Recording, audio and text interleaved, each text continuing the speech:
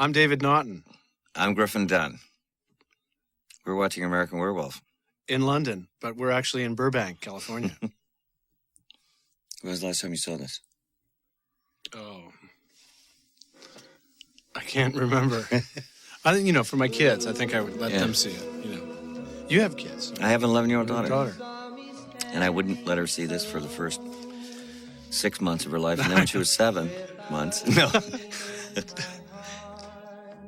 And this was Wales, we started in Wales. Yes, we did. It was pretty interesting to start the film at the beginning. Which, yeah. I don't know if you did that for us, or I can't. No, you never do it for the actors. Never, especially us. We'd never even done a movie before. But that was the real, that was incredibly barren country. Do you remember when we were out there and the survival, the British, like stormtroopers, what are those called? Like their SWAT team were training? Yeah, it was pretty remote. Obviously, this was supposed to be the north of England, but as we were in, our studio was in London, this was as close to the moors as I think they could find. Yeah. The thing I most remember about this is going to, we only had one trailer, and it had a bathroom in it, and I went in to use the bathroom, and the guy who ran the trailer I was in the trailer, was connected to a pickup truck, and he drove the pickup truck with me in the trailer away from the location for like 3 or 4 miles. No one could find me. I'm stuck in the trailer, yeah. Why do you suppose you moved? It was just time to return the trailer, and I was in it. Kind of delayed shooting a little. I heard somebody whisper, please. Yeah, I remember the first thing they told us to do is get in the back of this pickup truck. With the sheep? And with the guy, who I thought was a real local, and just drive away. Do you remember that? Mm-hmm. I said, okay, we'll just pretend everybody knows what they're doing. The thing that always astounded me most about just being in Wales and doing this movie was I never auditioned for this movie. And I'd never done a movie before. And all I did was meet John. We talked for about 10 minutes. I went, okay. That was it? Well, then I got home, and he said, we're sending you a script, but you have to read it and call me right back. And tell me if you want to do it. He said, the only thing is, are you claustrophobic? And I said, no. Yeah, I had basically an interview with him as well. And he was a pepper. He was talking about, That's right, the soda commercials. Yeah, and being a pepper. And he was a pepper, and I was a pepper, so we hit it off. Look how... Oh, man. Ay, ay, ay. Well... It really made me look good then. It make me look so young. Rick. Mm-hmm. Yeah, all this makeup.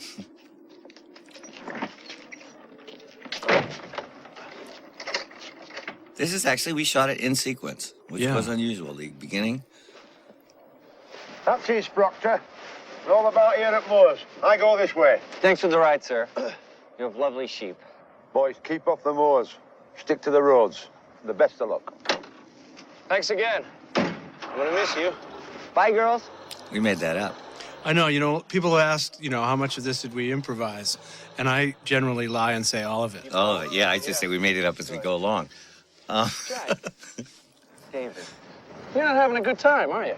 Oh, I don't know. I mean, look around. Isn't this a fun place? Well, I like it here. Right. Northern England first, Italy later. We've got 3 months. This is my favorite moment ever acting. Watch, real snot is going to come out of my nose. So. Sheep shit on my pack. Oh, no. No, it's when we lose it. We actually lose it here. Here it is. Here it is. I think Debbie Klein's a mediocre person with a good body. There's nothing mediocre about Debbie Klein's body. This is one of those scenes where you don't look at the other person. Like the woman I love. I'm talking about a girl you We're both about ready to lose it. All right. No, Well, we are losing it. I have to make love to her. It's really very simple. She has no choice. It just fascinates me how much energy you spend on somebody so dull. Here, that's what it is. There's nothing dull about that body. We've known Debbie, what? Since real snot. How many years of foreplay is that? Talk to me. She likes me. Oh, we were having fun. What are you worried about Debbie Klein for, anyway? You know, there are going to be plenty of girls on this trip. Yeah, we're off to a great start. We were freezing. Say knock, knock. I know. Knock, knock. This is one of those scenes where you don't know when to cut until you're way out of sight. He just had us walk and walk and walk. Miles and miles. All right, say knock, knock. What? Say knock, knock. This we made up too. No, It was a knock-knock joke, but then we You put say over. knock, knock. John's going to be so upset when we mention how much we made up. How much we made of all of this. But I was really amazed at how that he gave a part, you know, without any kind of audition. And he knew nothing about me, in my case, and he just sort of threw us together. It just sort of worked. He just kept saying, "Are you claustrophobic?" And I didn't know what that meant until I ended up in those masks. You're right, it is a pub. Okay, well, what do you say? We go in for a little food, huh? Drink, rest. The slaughtered lamb. That's kind of strange. Where's the lamb? It's probably inside getting cold. Come on. No, really. What kind of ad is that for a pub? I don't know. Would you rather the Hilton? All right. But whatever. There's a slaughtered lamb now in my neighborhood. Yeah, there is. Yeah. In New York. Oh, here they go. It has pictures of us in it.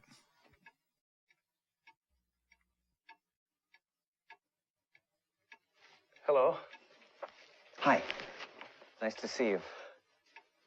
It's very cold outside. May we come in?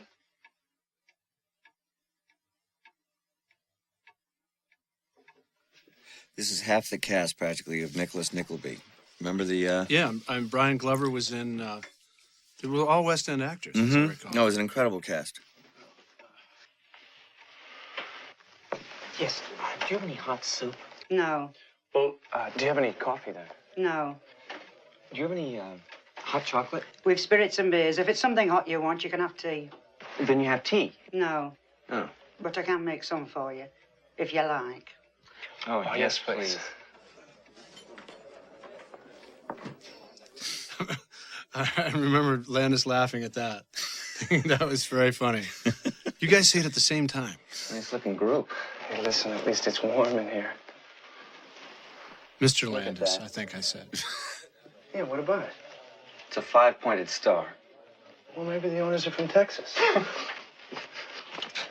Remember the Alamo. I beg your pardon? Oh, he was just joking. Joking? I remember the Alamo. I saw it once in London, in Leicester Square. She means in the cinema. That film with John Wayne. Oh, yeah, of course. Checkmate. Right, with Lawrence Harvey, and everybody dies in it. Very bloody. Bloody awful, if you ask me. Here, Gladys, Tom, did you hear the one about the crashing plane? Go to a woman and let me speak. Ask him what the candles are for. You ask her. All right, Lieutenant, I shan't tell it. No, you've had your chance. No. It's a pentangle. This was not in Wales. Star. It was Yeah, we're back in London. We're back in London. Martini Jr. Universal Studios maintain that's the mark. And Oh, I see. And you want me to ask them if What I remember is it being about a 10-week shoot, wasn't it? yes. From February to March, and then released in August. Pretty fast. Was it come out that fast? Yeah, all in the same year, 81. Go on, ask him. Yeah, I remember having to, you worked all the time, and I worked in spurts, but stayed in London, the entire time. And I had a lot of time in my hands, so I ended up going to see a lot of these guys in plays at night. Oh, you did? I know that, I think I first met with Rick Baker here in October, and then we went over to London in, late January, started shooting in February, and went through the process, all the makeup and so on, and finished the film, toward the middle end of March. And they rushed it, the post, and was released. I remember it was like August, the first week of August in the same year. Pretty quick. Did you take the Concorde over? Yes, I did. So did I. I know. It was like and one of back. the first Concorde flights. It was. I was very impressed. Now this actor, You you made me miss. played the Elephant Man, apparently, and he was talking about makeup. That's right. That's And- right. I've never missed that board before. Jack, we better go. Are you kidding? I'm starved. There's no food here. Shall we go, Jack? Apparently so. You know what? You can't let them go. What I remember. Do we owe you? Nothing, lads. I mean, it's nothing we ever talked about at the time, but the style of like the way we're, you know, acting, very natural and able to be very funny. Go. Go. Especially in the beginning of this movie, you know, Keep clear to the moors. we became, you know, we looked like such nice kids, such good friends, and now we're going to be hacked to pieces in about, you know, 5 minutes. It was the very beginning of movies that were funny and scary at the same time. And I remember critically when it came out, this was always like a major complaint of critics, that the movie couldn't decide what it was. Come on, we freeze. And then later, of course, it became kind of standard in horror. You know, you kind of never see a horror movie anymore that isn't also very funny. Mhm. Sorry, I'm sure we'll find something else. But this was I was, man. But boy, they could play darts. almost a. It really hit below the belt in terms of horror movies to actually have the introduction of these characters that seem like normal kids and then just brutally kill them in a horror movie. You know, I think it was it's very hostile of Mr. Landis. Well, it's. What do you think was wrong? I have no idea. Maybe that pentangle was for something supernatural. Do you remember who owned the property that we're on right now? This was the Queen, was it not? The Queen of Out England. out in Windsor, Windsor Castle, That's right. the back lot of Windsor Castle. The back. Don't rain. Oh, of course. Oh, David. Yes, I'm well aware of how pleasant the weather is in Rome. Did we do all this in one night? Yeah, it was. We moved. Now, I think we're going off the road here. Yes, we are. Now, if we'd stayed on the road, no Hey. movie. I remember you were getting very cranky that we had to sing so much in the rain. Well, those rain machines, you know, they just didn't run out of water. It's a cold and a wet out of here. You made that up. Yes, we did. Another. You won't find that in the script. No one brought them here. No one wanted them here. You could have told them. Are you daft? And what do you think they'd say? They'd think us mad.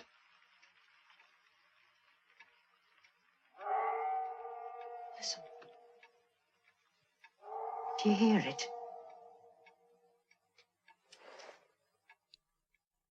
That particular night we got killed. Let's go to them. It's sort of, for me, the more physically grueling. Not I.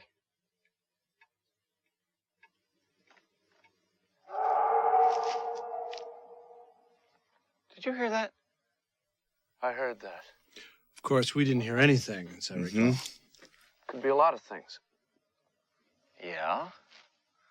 A coyote. There aren't any coyotes in England. The Hound of the Baskervilles. Pecos Bill? Heathcliff. Heathcliff didn't howl. No, but he was on the moors. It's a full moon. Beware the moon. And stick to the road. Oops.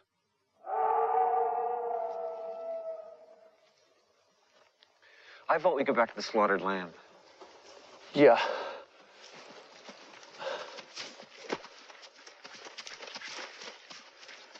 Looks cold and wet. It is cold and wet, you know, and it's just what this part really freaks people out, I think, just because, you know, it's very real. It's like trying to find a macabre sense of humor when you're actually scared, and then And also not seeing, you know, not giving away the creature. Yeah. Not seeing it yet. right. That's the ticket, I think, to horror films. Don't show it.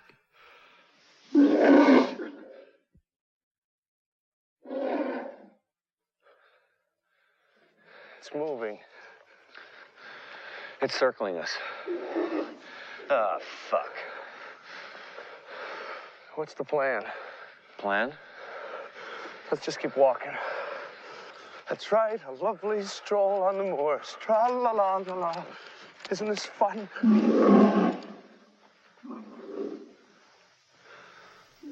That's It's in great. front of us. You think it's a dog? Oh, shit. What is it? Yeah, it's a sheepdog or something. Come on, turn slowly. Let's walk away. Nice doggy.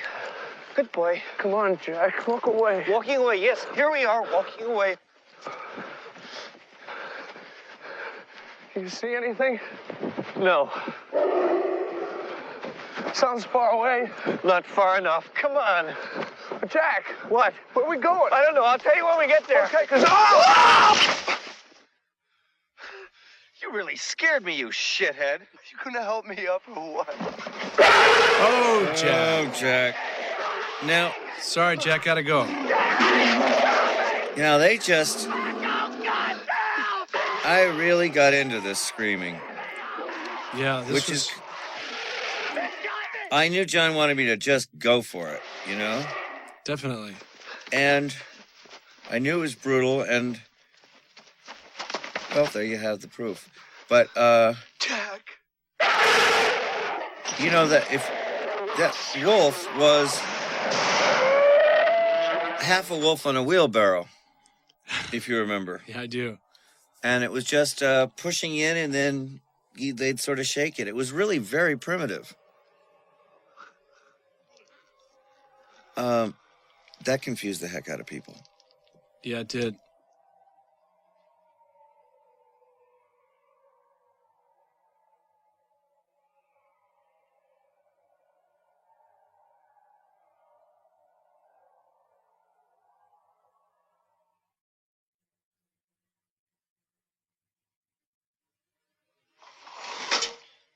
Jack. Oh, look at Jenny. Mr. Kessler? Mr. Kessler? Hmm. I'm going to look into your eyes. She never would go out with me. Yeah, Is he all right? Yes, I should think. He called out just now. He's American, you know. Dr. Hirsch is going to fetch round one of them embassy fellas to see him. Chart says he's from New York. Well, I think he's a Jew. What makes you say that? I've had a look. Really, Susan? That wasn't very... another joke. Did they shoot her having a look? Do you remember that part? I Is that don't the think scene they cut actually out? shot that. Quite right. Dr. Hirsch, Mr. Kessler called out just now. Nurse Gallagher, surely you perform some function here at the hospital? Yes, Doctor. Then get on with it. Yes, Doctor. John Woodvine. Mm-hmm. Do you know it was originally James Fox was cast? Well, there was another actor as well, Robert Stevens. Oh, Robert Mhm. Stevens? Yeah. Nurse Price. Dr. Hirsch? Go about your duties. Yes, Doctor. One other little thing. So, Nurse Price. Do you Yes, Doctor? you know that, well, particularly in my case, Said Jack. you were accepted by British Equity, but they balked at me. Because they wanted to find an American to play the part who was in British Equity.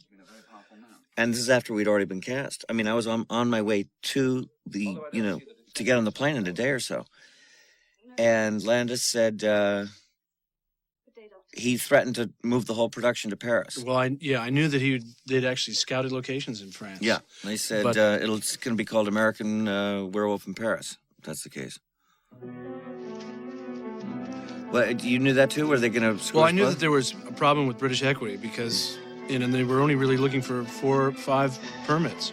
Rick, you, me, and John. 4. Mm-hmm. Hello, David. I'm Dr. Hirsch. This is a countryman of yours. Frank Oz. Frank Oz, yeah. Where am I? Who knew? We're in a hospital in London. London? Did he ever give us a job since then?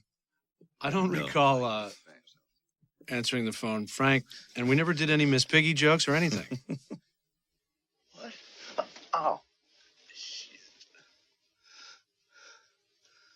Jack's dead? Hi, I'm Mr. Collins of the American Embassy. Yeah, the way he broke it to me, too, I never really liked. He said, your friend's dead. You know? I've been notified of your injuries and everything's in order. Who are you people? What's going on here? Where's Jack? Get your hands off me. Let go of me. I want to see Jack. No! I want to see Mr. Jack. Kessler! I appreciate how upsetting this must be for you. Please, Mr. Kessler. 20 milligrams, Sagitol, IV, please. I appreciate how upset you are, but this is no reason for hysterics. Mr. Kessler? Mr. Kessler, try not to excite yourself. That's our embassy in action. Progress and send a report to your parents. The police have requested to interview you, and I have given them permission to do so. Thank you very much, Mr. Collins. He'll rest now.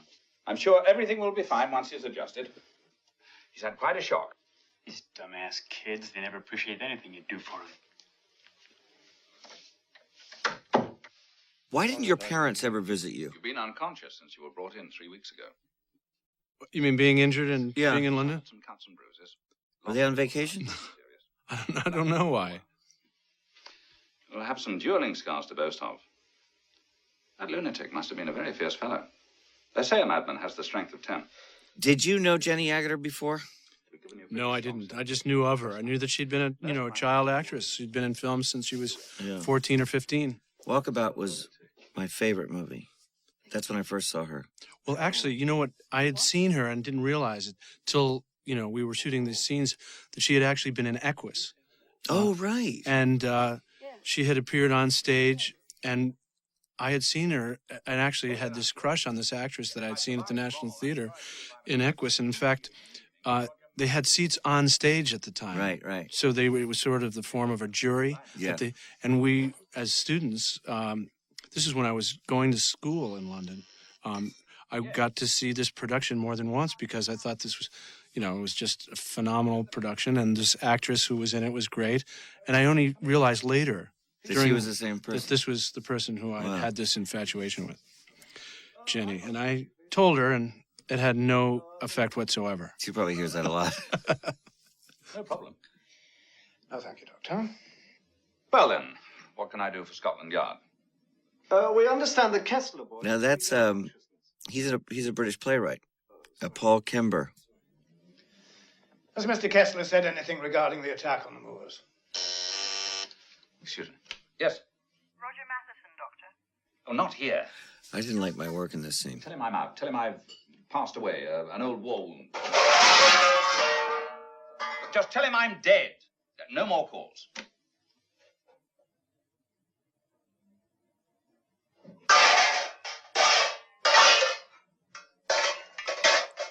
I wonder how Scotland Yard views themselves in this. Well, it must have been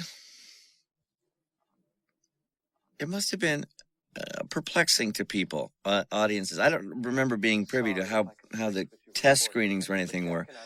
But here you just had this brutal murder and all this kind of stuff by a wolf, and then you have like slapstick, dropping, just a few minutes later. Yeah, just a little bit of relief. From the gore, but it comes back and gets gory, doesn't it? The doctor has conspired to keep it a secret. We have an autopsy report on the murderer who was shot in the act by the local police. We have 2 witnesses to the crime. Now, you'll forgive me, Mr. Kessler, if I consider your testimony as coming from someone who's gone through a terrible shock. Inspector, the boy seems all right to me, and... And what, Sergeant? And I don't rightly know, sir. That is precisely my point. David, as far as we're... Nobody's very nice to you in this. English people. Top.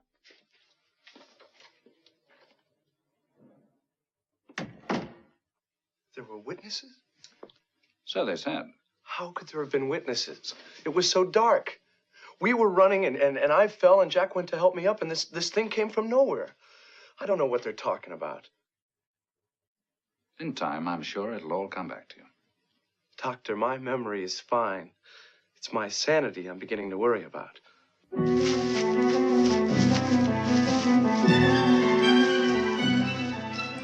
Yes. You're completely naked, aren't you? I think I am. I think you are, too. And I don't have to tell you, it's pretty darn chilly there in England in February.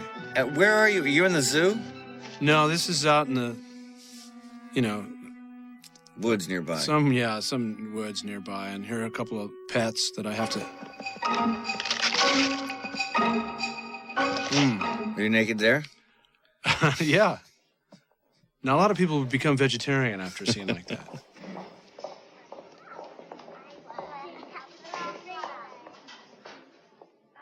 I get a lot of questions about Jenny. Yeah, Do me you? too. Oh, No. No what? No.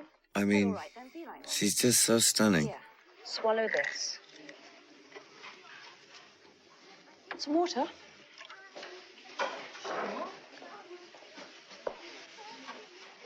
Feeling better? I kind of find ourselves kind of watching the film, you know?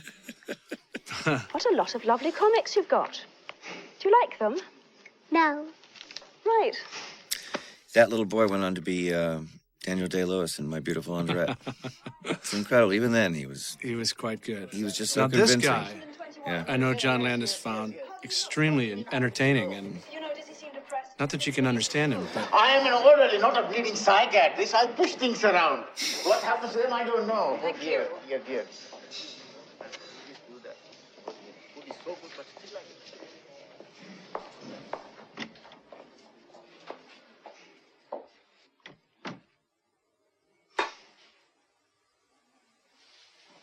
Mr. Kessler, Yes? you haven't eaten your lunch. Well, I'm not very hungry. Thank you. I'm afraid you have to eat something. What? Was this your first You scene have to eat with her? I mean, did you shoot these in Well, sequence too?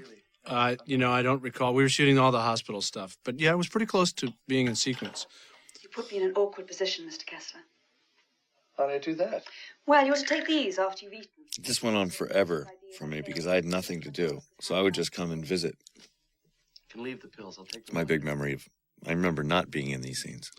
I just remember not rehearsing a lot, so that was one of John's favorite things. Remember, is to just let it happen and see what he could capture on film. Although he would give us notes individually. Do you remember he would say one thing to some actors? Oh, yeah. In terms of trying it, and so I was always aware that something new would be happening, and I didn't know what. I have ripped off that trick directing later on, where I'd have them, say one thing to one actor and then tell a completely different thing to another one.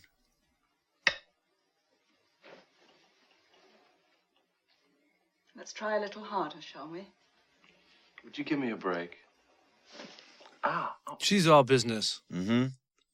She give you an enema?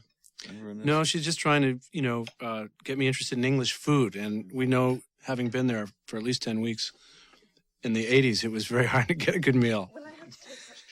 By the way, we couldn't have been, already the sparks are flying. Sparks are flying here.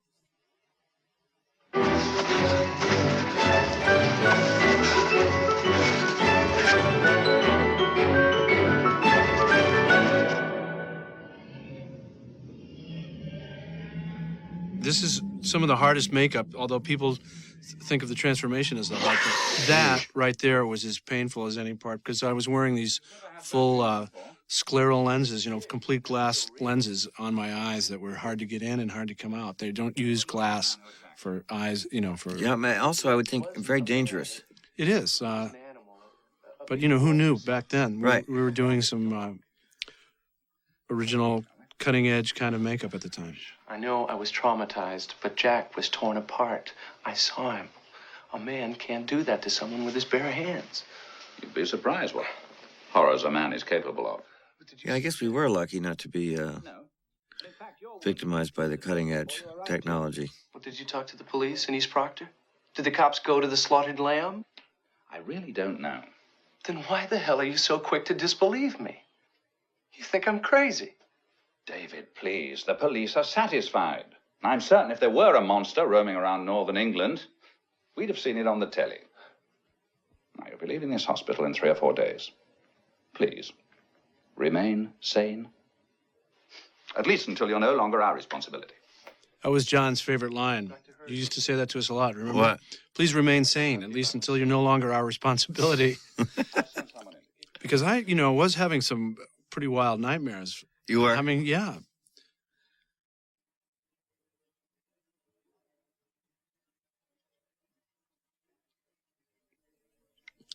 particularly this scene, I think got a lot of reaction. I remember seeing this in Times Square at the screening that they had there. And this scene had them literally leaping out of their seats. You're a very beautiful girl. Over what's about to come. I was. Shall I read to you? Yeah, okay.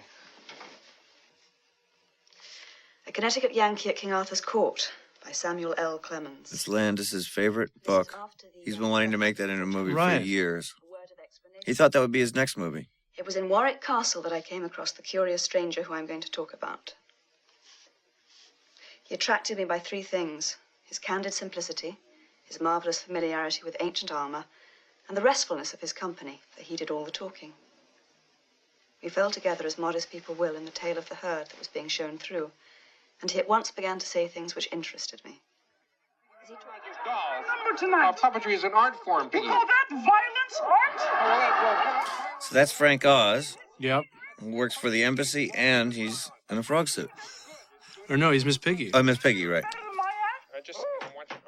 This got a lot of questions. This is, yeah. The door! Questions like confusing? People, yeah, I think we're a little confused by this. So, well, it's, a flashback, a nightmare. Right, hold your horses. It's interesting because John didn't go to any, like, fuzzy effects or transitions or anything. No. Just went right into it.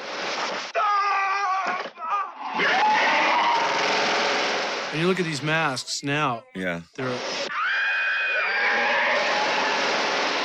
But he was really doing the stormtrooper teenage nightmare, yeah. Yeah.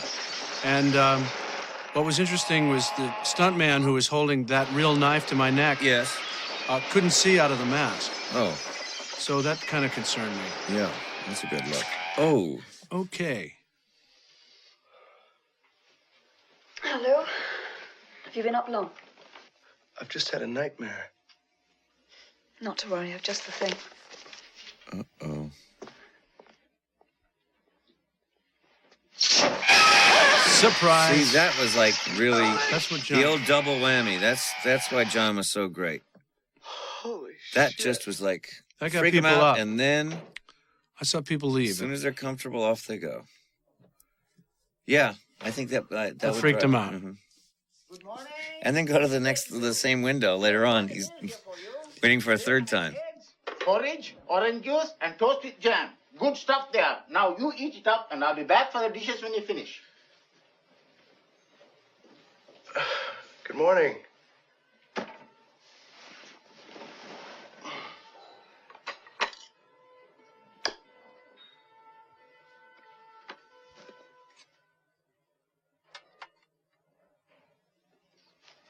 Can I have a piece of toast? Get the fuck out of here, Jack. Thanks a lot. No, I can't take this. Am I asleep now, awake, or what? I realize I don't look so hot, David. But I thought you'd be glad to see me. David, you're hurting my feelings. Hurting your feelings? This is the makeup that I wore the first time in Los Angeles in the test that made me so depressed.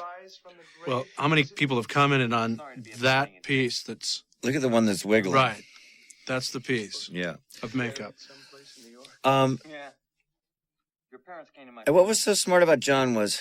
surprised at how many people came. He said no matter what you do, don't ever sound in anything else but in a really good mood. Just stay in a good mood. And it was, ironic because She's so grief-stricken. She runs to find solace. Because I actually felt quite melancholy in it. An asshole. Life mocks me even in death. But you notice how, confident he is in Rick's makeup that, there's no shadows or any covering up. It's just bright lights. Get a look at it as much as you can. Warn me? We were attacked by a werewolf. I'm not listening to this. On the moors. We were attacked by a lycanthrope. A werewolf. I was murdered. An unnatural death. And now I walk the earth in limbo until the werewolf's curse is lifted. Shut up. The wolf's bloodline must be severed. The last remaining werewolf must be destroyed. It's you, David. What? Please believe me. You'll kill people. Nurse! Listen to me! Nurse! The supernatural, the power of darkness, it's all true. The undead surround me. Have you ever talked to a corpse? It's boring. Classic John. Take your life, David. Kill yourself before you kill others. That's the line that's Please don't cry. quoted most to me. It's boring. You ever talk to the dead? It's boring. Beware the moon, David. And that one. That's followed me everywhere I've gone. People telling me to beware the moon. Or I look like hamburger meat. Or a walking meatloaf. You're walking meatloaf. Yes. I'm a werewolf. Did she just kiss you? A werewolf. A werewolf. No, a werewolf. Are you all right now? I don't know. I'll let you know the next full moon. David, you're going to be discharged tomorrow. Will you be all right? My friend Jack was just here. Your dead friend, Jack. Yes. He told me that I will become a monster in 2 days. What do you think? What do I think? About the possibility of you becoming a monster in 2 days, or about visits from dead friends? I was dreaming again. Yes, I would think so. I think so, too.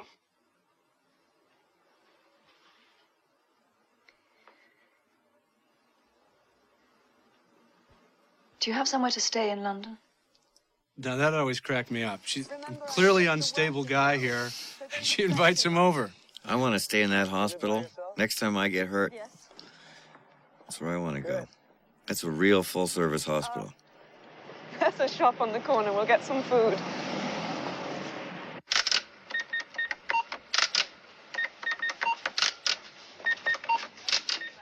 Do you remember that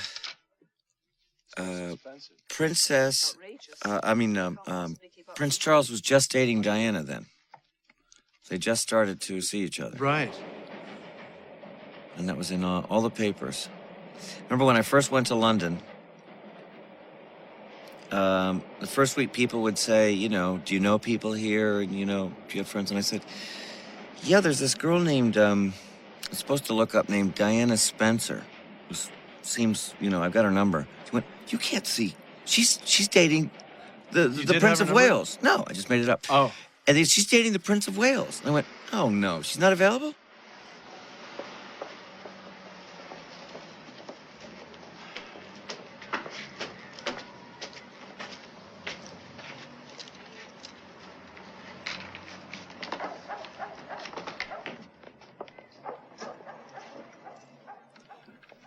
This is a pretty nice flat for a nurse in London, you know? Now we're back on a stage, right? Yes, yeah. Well, no, this is actually a flat that we used right in Knightsbridge. I believe. Oh, really? Yeah. Do you mind if I get rid of this? Oh, please. Thank you. And then there was, a mock-up of it when it came time for the Oh, transformation. that's right, because I thought I worked on a stage at that point. Yeah. The kitchen. Very nice.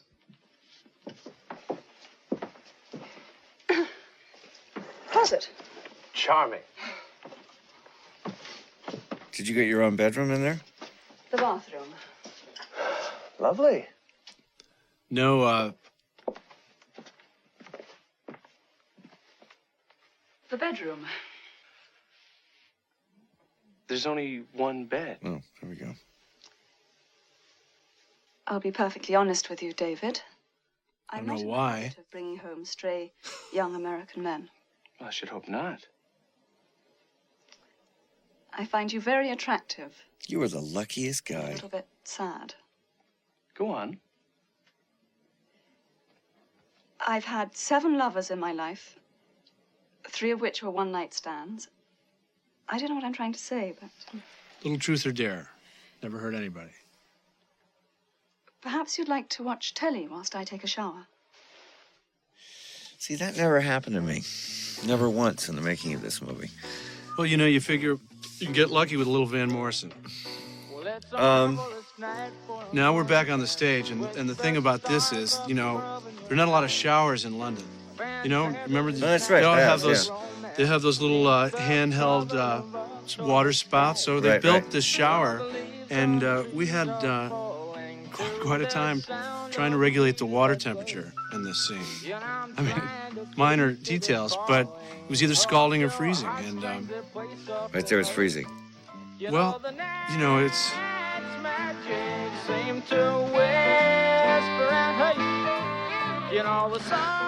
And like anybody, you know, they say, love scenes are no fun.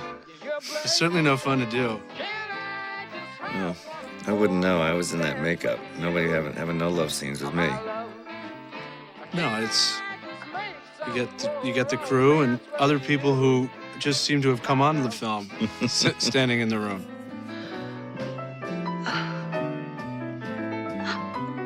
Most of whom here were Jenny Agutter fans, so I didn't really mind. How long did it take to shoot this? Days. No, it's just, you know, an afternoon. Just another afternoon on a Tuesday.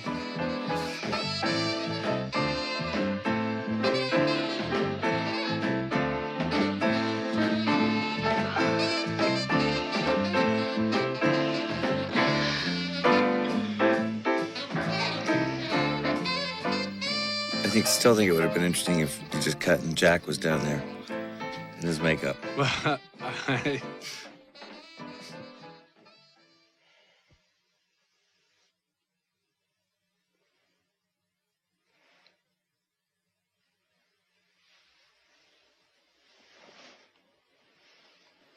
say, look, I'd like to stay here, honey, but I got to go see my buddy in the bathroom.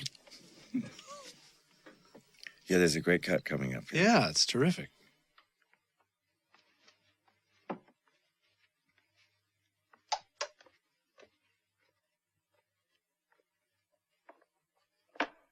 And this has been used, too, if it's in films, you know, subsequently.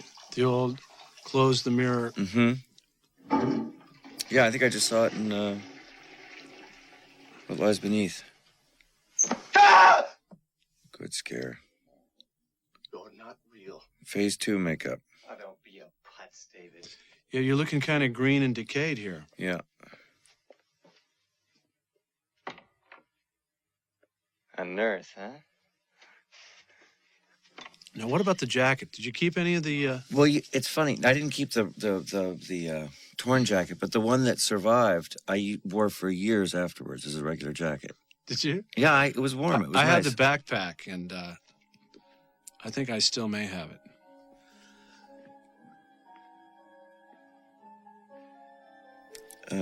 This is pretty creepy. Yeah. Takes a different tone here. What are you doing here? I wanted to see you. Hi, David. Put that down. John, that wasn't in the script, but John said, will you pick that up and just say, hi, David. I know, and you know, we just would do anything he asked, you know? Mm-hmm. So why? Don't ask why. You're one of the undead, and I'm a werewolf. Yes, that's right. Get out of here, Jack. Tomorrow night's the full moon. You're gonna change. The toughest thing about this makeup for me was the false teeth. The rotting teeth. You've got to kill yourself, David, before it's too late. It was kind of hard to enunciate. Nice. Are you really dead, Jack? What do you think? I think I've lost my mind. I think you're not real. I think you're just another part of a bad dream. This was a 5-hour makeup call. You've got to believe me, David. Believe what? That tomorrow night, beneath the full moon, I'll sprout hair and fangs and eat people? Bullshit. Oh, God damn it, David, please believe me. You'll kill and make others like me. I'm not having a nice time here. You've got to take your own life. I think I was wearing contact lenses too. Or they just put stuff in my eyes to make it red. This is not pretend. No, those are my eyes. Yeah. There you are, a walking meatloaf. There we go. David? What's wrong? I heard voices. It was just me, Alex. Just me being crazy. Are you all right? No, I don't think. The thing about that makeup was that it would, the longer, it'd be a 5-hour makeup call. I'd be sitting there in a chair, and John would, or Rick would give you headphones or something to pass the time, or we'd tell each other very, very secret, intimate details about our lives just to pass the time that I can't share with you. And, but it would just be you like... got headphones. Yes, or that, yeah. It took a very, very long time. And because they'd be gluing on those plastic, what were those rubber things? Those little appliances? Appliances. Mm-hmm. But after being under the lights, the appliances would constrict. And they'd really pull on your skin. And then he'd moisten them up. And they'd have some give. But by the end of, a 12-hour shooting day, it was really agony wearing that. Mm-hmm. Your skin wasn't breathing. Become incredibly tired. And I'll never forget the look on Rick Baker's face when I just ripped it off once I wasn't working anymore. And it was like I tore up a painting that he just spent days and days. But I had to get out of it. It was like being eaten alive by bugs wearing this makeup. I don't know what I'm talking about. I'm torn between feeling very sorry for you and finding you terribly attractive. Does that still work?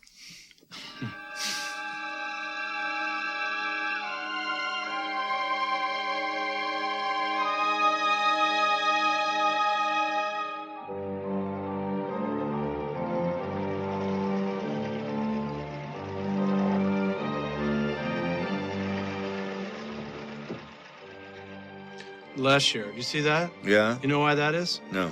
Les Dilley is the art director. He made up a town called Leicestershire, or Leicestershire. I remember we were in Germany, just outside of Munich, and Rick Baker and I were appearing in a publicity, junket, to do some publicity for the movie.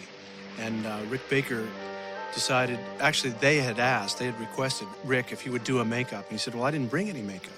He said, well, we'll go out and shop and find stuff for you. And could you do a makeup for David right here for our show tonight? And Rick made up half my face in a tear, like lost my, just pulled. And the other half just left it naturally. And out I went in profile on a live audience with cameras going to Switzerland and Germany.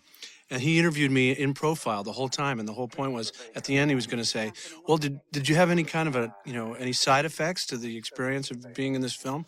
I said, yeah, I got this toothache. And I turned like that, and the audience flipped out. They did. They just absolutely freaked out because it was a tear-off thing. And I was always reluctant to be taken out in, when I was put on my dead makeup. Remember they kept saying, let's go to a pub and freak people out. And... Well, I have a picture. I have a photograph, which I'm sure these people would be interested in, of you and I walking in Piccadilly Circus. Did you ever see that picture? I never did, no. Oh, I have that picture. But people were, I remember, people were just clearing a nice big path for us to walk. You were in the parka, and then your whatever. My face torn off. Yeah, the final stage of decay. And I was thinking this was the funniest thing. Do you remember that? And I know, yeah, it wasn't something that... But I don't know, I got the very first time this makeup was put on me in the test in Rick's studio, I became incredibly depressed looking at myself. It was the phase one where after he'd painted the veins all bright red, so it was all fresh blood and everything, it looked like I'd been killed just a few minutes earlier. Only I was talking, and it was really unsettling You know, it was like imagining what I would look like if I was dead, you know? And at that very moment, John Landis calls and goes, "How you feeling? You getting depressed?" I went, "How did you know that? I'm actually overwhelmingly depressed right now." He goes, "Yep, I thought that would happen. You freaking out? You still want to do the movie?" This is in the test while here in California. Yeah, when we did it in California. Oh. Yeah, I never got to really wear any makeup. All I was just in was the, fast drying alginate. But would they put all those, didn't they have to put all those hairs individually into your body and everything? They did, they put them on me, but they waited till London for that. Oh, right. Oh, you mean when we got to London? All I really was doing was just molds, mold after mold, head molds. That was no fun. Like again? Well? Nothing not. My parents were with me at this opening in New York, and I was trying to prepare them for what they were about to see.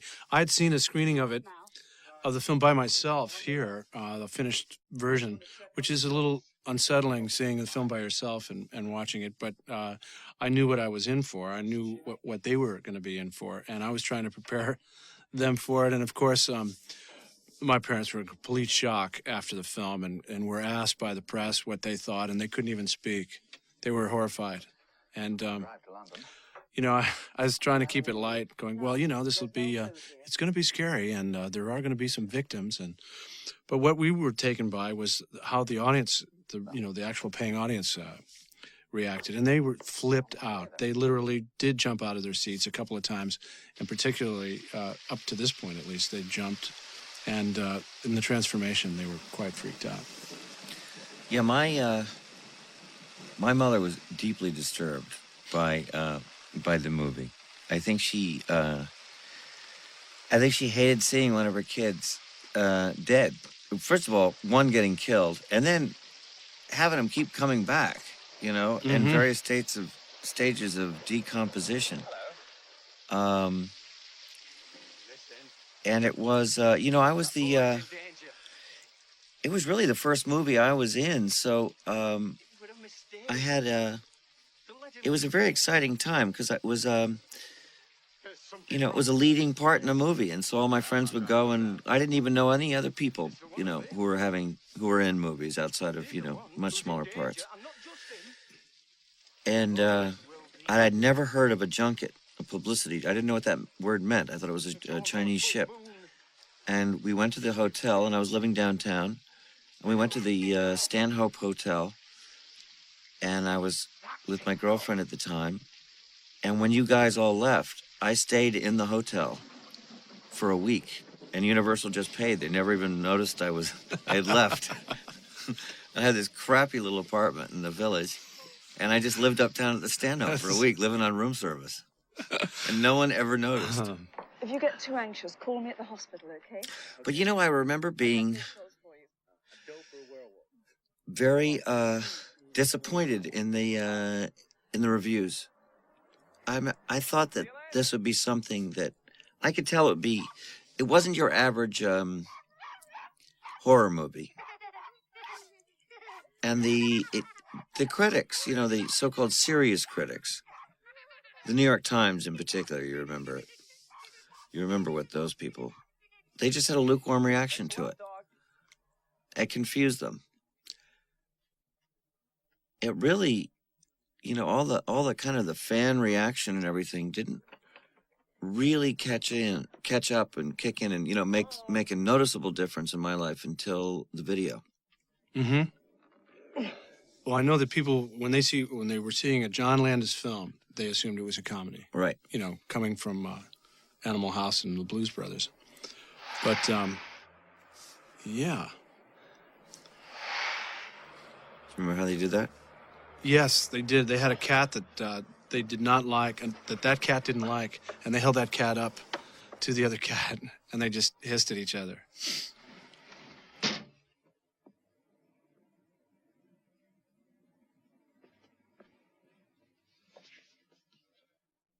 Then this, what's coming in here with this sequence, I'll never forget Rick Baker's first reaction when I met him here in California, when I had spoken to Landis, and he offered me the part.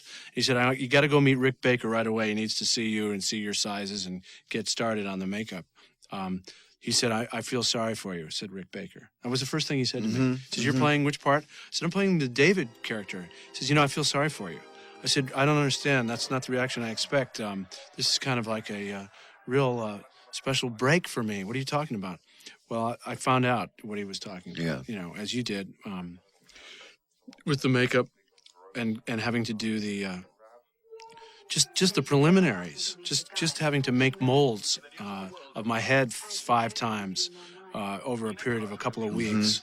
And what was strange was they couldn't really, they had done it to each other, Rick and his assistants, but they couldn't really explain it to me what it was going to be like being under, in a quick drying cast like mold. Yeah, a grave or a mold. Yeah, it was. That's why I couldn't understand why John kept saying he didn't. Once he said you have the part, he never mentioned the script as much as he kept saying, "You're sure you're not claustrophobic?" Right.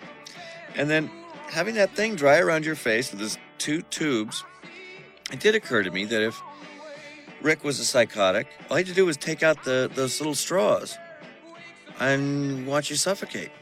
Yeah, it just required, total trust of Complete Rick surrender and his assistants, who tried to reassure me by saying, "Well, we've tried it and it's fine," but this was such an early stage of nobody else was doing this. And Right.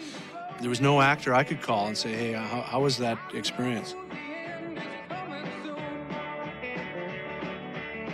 And I know Landis and I had a little chat about this, saying, okay, well, what's this transformation? Is it going to feel good? Is it euphoric? Is it going to be really kind of a pleasant experience? Or obviously, maybe it's going to hurt because it's going to be bone stretching. And Right.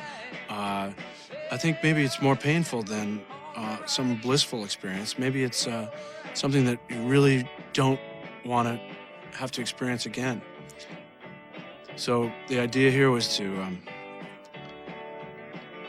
make light of it so that there's some place to go Right. when it came time to actually happening.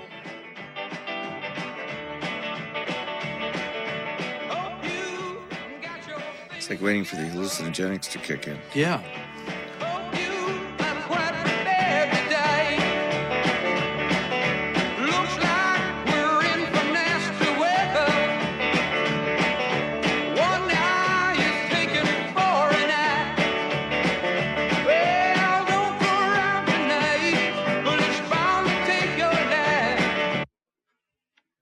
Everybody wanted to know why we never used, John never used the Warren Zevon song. I know. I never got an answer. I wasn't sure, although I know they were talking to Cat Stevens. Do you remember from Moon Shadow? Uh-huh. Which was a big hit that's at the right. time. He said no. He said no. He did not want his song used for this film because he believed that werewolves really existed. Right. That was the answer they got. I bet that kid is still going on about Jenny.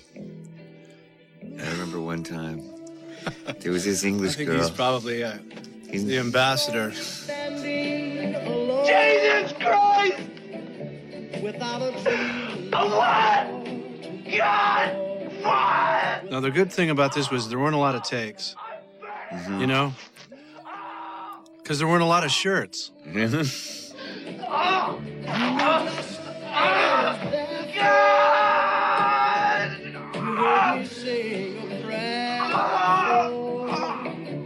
Someone I really care for. Then suddenly there appears before me the only when I heard somebody whisper, "Please lure me." And when I looked, the moon had I felt so sorry for you having to have all that hair put all over you. Yeah, now this was, strand by strand of this stuff, which was glued on with some, an aerosol can of cold glue, spray it on you, and then just lay it on, But I thought it'd be kind of fun to have that and just wear that around for a while, Get one of those T-shirts or those undershirts. And, but no, this was no fun. How did they do that?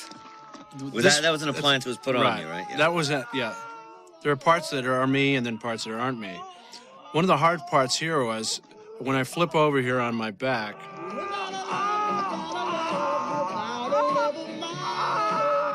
Here. Now here I'm in the floor. We're back. I'm in the floor, and that's, you know, a body appendage, you know. But once I was in the floor, that was it. I was in there for about 4 or 5 hours. On that floor. On that floor. Suit. You're in a suit. Yeah. Well, I'm just my arms and you know, shoulders and head, of course, are all you see, and the rest of me is underneath the floor. And that got really uncomfortable, and it was just one of the longest days of my life. But this whole transformation took 6 days. Yes, I remember that. Which was, you know, get those 4 or 5 a.m. calls, and of course, at this point, it's an appliance, and no longer me. But well, you had the tremendous sympathy of the crew at this point. By 4 or 5, I was always getting reports of, you know, how it was getting really hard at this point. Yeah. You know, and it was you know, trying to be as cooperative as I could be with Rick, because he was doing his makeup, and of course, he went on to win, you know, an Academy Award for that. And but at some point, we just had enough. I couldn't get out of the floor, so what they'd do, they'd take 5 and they'd all leave, shut off the lights, and I just kind of hang in there on the floor, going, "This will be over one day soon." Right. And then, you know, they'd come back and show no sympathy, going, "You know, if you were in the Elephant Man, you know, he had to wear the makeup every day." I said, "Yeah, okay, thanks." I'm gonna keep showing us scared. It's freezing cold. Oh, come on. You're crazy, Harry. What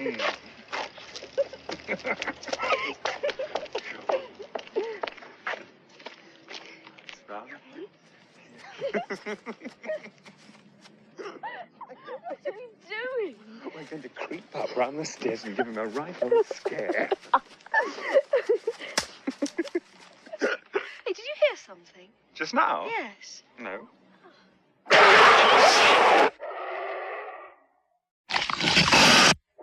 Sean, those hooligans are in the park again. Aren't you ready yet? I'll be here any minute. There's something going on out there. Is Nurse Price on duty this evening? Yes, Doctor. Nurse Gallagher, do you know if Nurse Price has seen the Kessler boy since his release? I don't know. Yes, Doctor, I have. Come to my office, Nurse Price.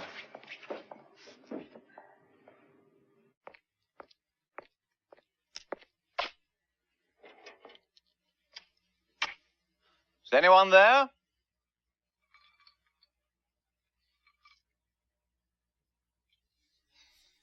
Well, yes, there were times.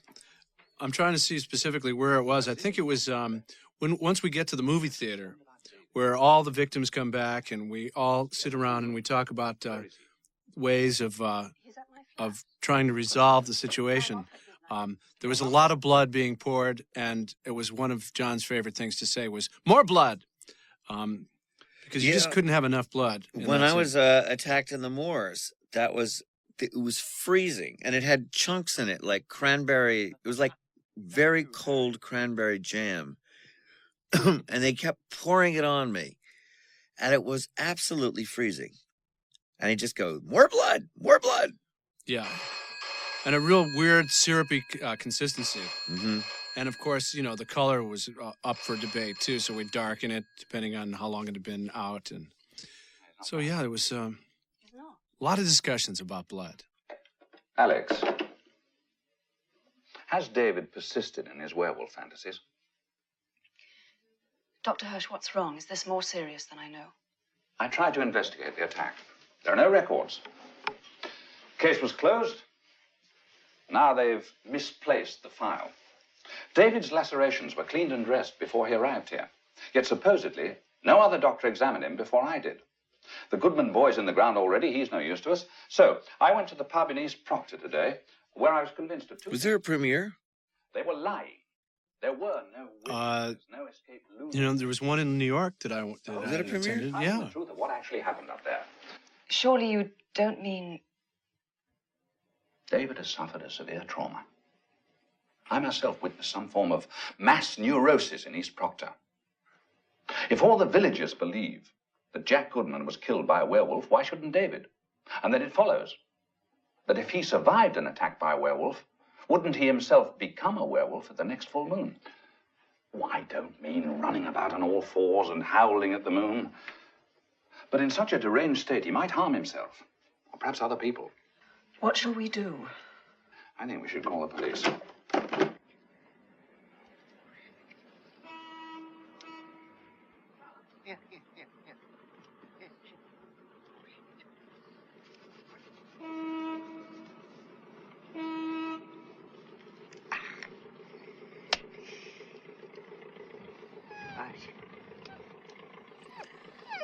London Bridge in the background.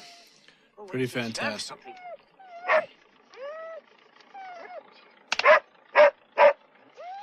Let him go. Brave dog, that. Here. Who's there?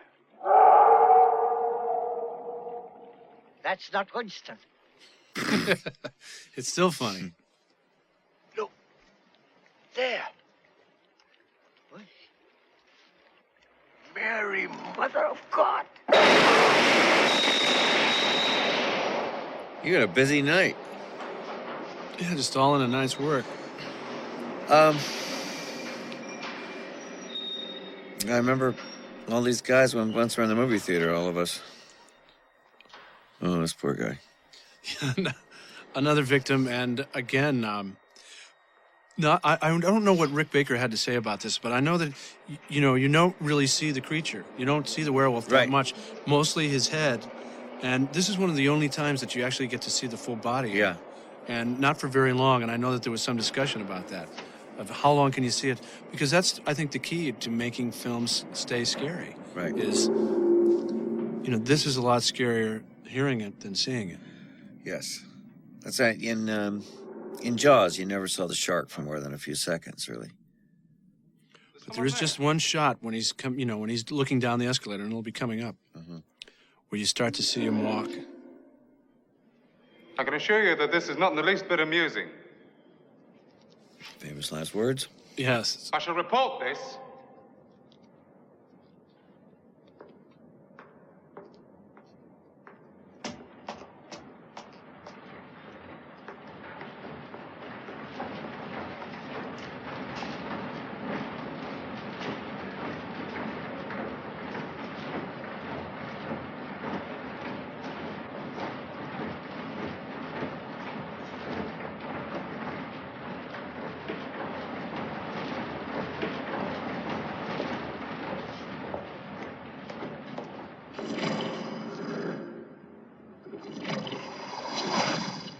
Good Lord.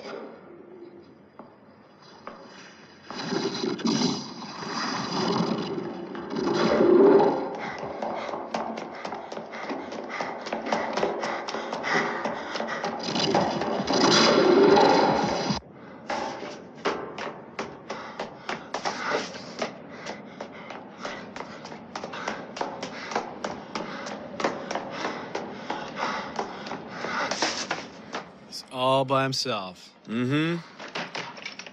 And whatever you do, don't trip.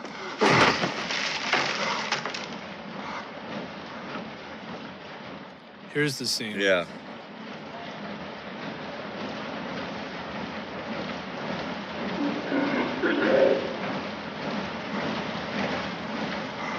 That's And about, even then, you didn't see the bottom. which is about as much as you could see, considering the way No that hind legs.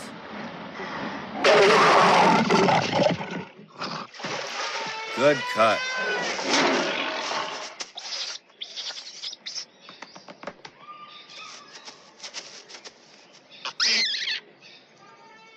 This was the first time I came to the set this day.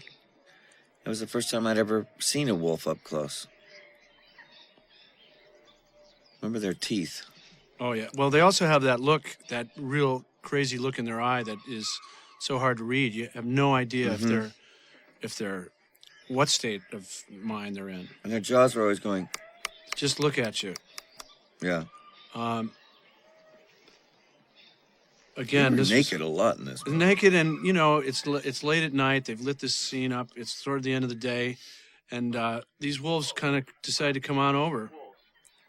You're very lucky. That was a very brave thing when you just... Well, you just kind of get one take here, because I wasn't going back in this cage. He said, how do you get out? Just go on out. You know, but don't think I'd do that again today. No, Dr. Hershey. Thank you very much. One take, goodbye. Yes, I will. But I feel so helpless just sitting around here doing nothing. Yes, thank you. Goodbye.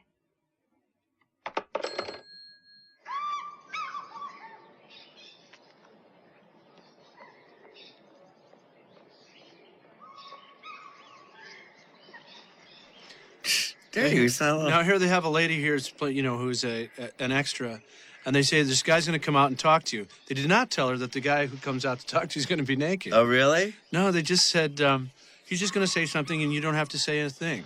This woman. Hi. Excuse me.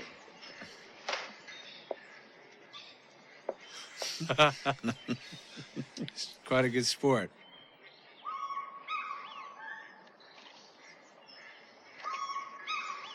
Come over here. If you come over here, I'll give you £1. 2 pounds.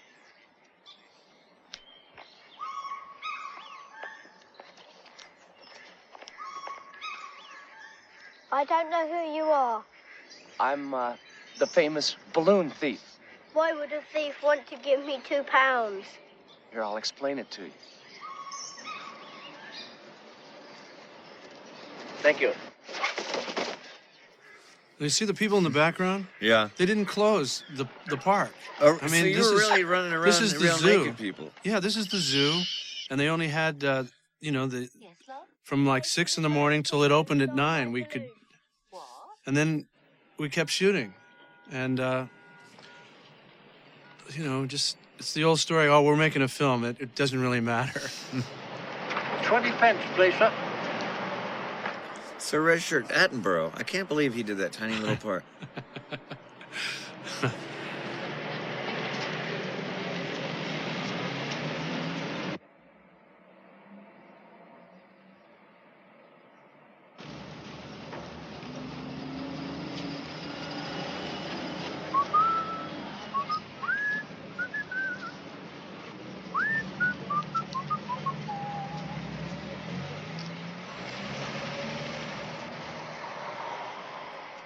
Now, do you remember the fellow to the right? Yo, that's our grip. That's, yeah, the key grip. Yeah. Or the dolly grip. Dolly grip.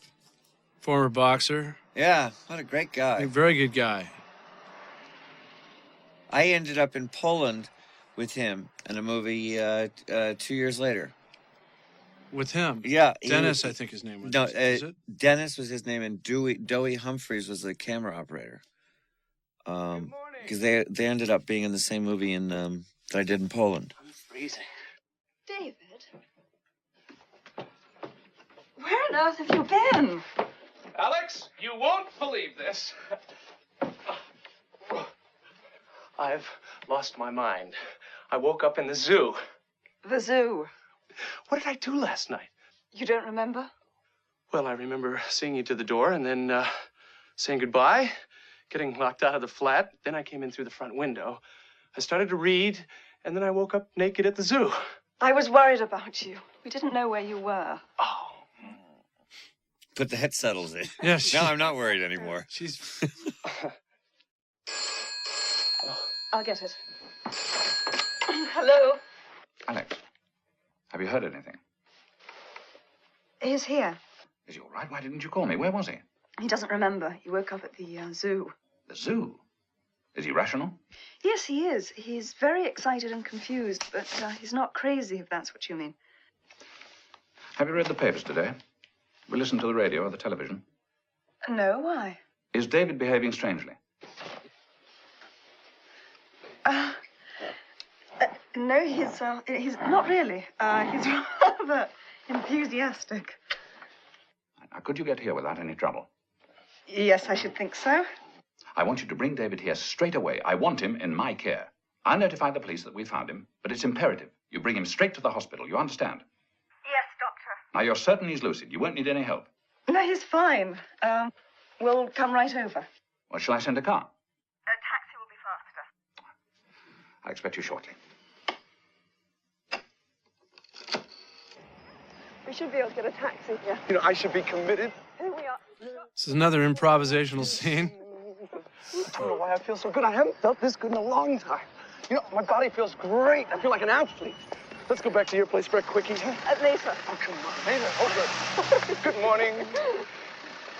Get in. No, I just...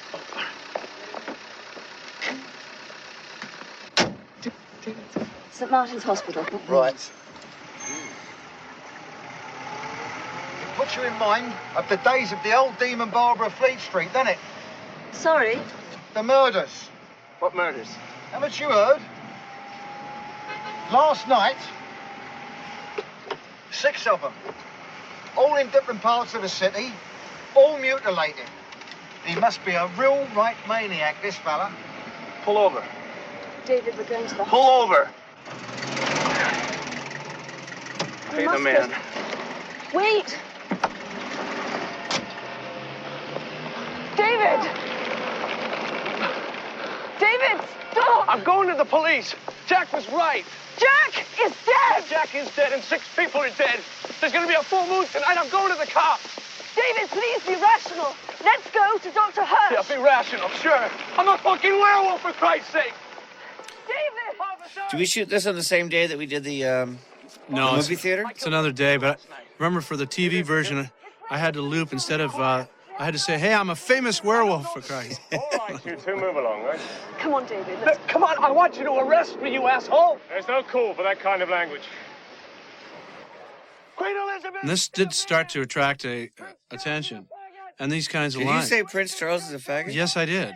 That was not improv. Shakespeare's French, fuck, shit, cut. Do anything I can to get arrested, but Who is this person? If you don't stop this disturbance, I shall arrest you. That's what I want you to do, you moron! He's very upset. His friend was killed. Will you shut up? All right, it's quite enough. Come on, about your business, both of you. Come on. What's it take to get arrested? you know, these bobbies have a lot of You patience. think you should arrest me? I don't know. Perhaps he thinks it's a prank. Frank! David! Who's that? An old friend of mine. That's... Oh, my gosh. I didn't know she was in that scene. Leave me alone! You people are crazy! I gotta do so. I gotta get out of here. David, don't lose control. No, control? What control? Jack was real. He tried to warn me, and I thought I was crazy. David. I love you. What? I love you. But I think I did some terrible things last night, things I can't remember. David, let's go and see Dr. Hirsch. No, you gotta stay away from me, Alex. David, I can help you. No, I'm not safe to be with. You gotta stay away from me. I love you, Alex.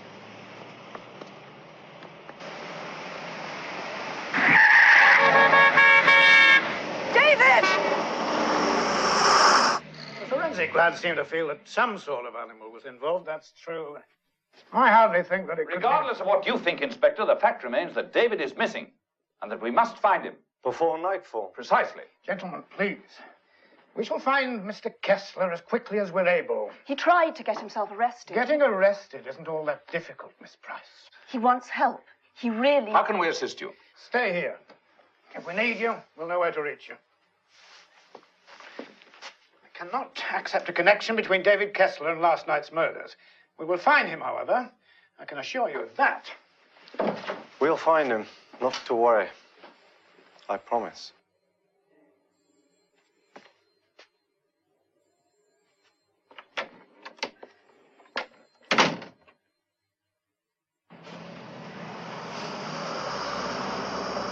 Yes, operator. I'd like to call the United States and reverse the charges. David Kessler, for anyone. Thank you. I'll wait. Hello. It's area code 516-472-3402. 402. Now they've taken away all these red booths in London. They have? They're working on it. They're becoming real relics. Yes, Rachel. Hi. Yeah, is Mom or Dad at home? Well, where are they? Well, where's Max? This is the day that we were all in Piccadilly, where I have a still photograph of you and me walking down. I would love a and copy of that. This is the reaction of the people, the actual street people is pretty spectacular. Yes, I'm all better now. Yeah, listen, Rachel, tell Mom and Dad that I love them, okay? Just do it for me, will you please? And, don't fight with Max.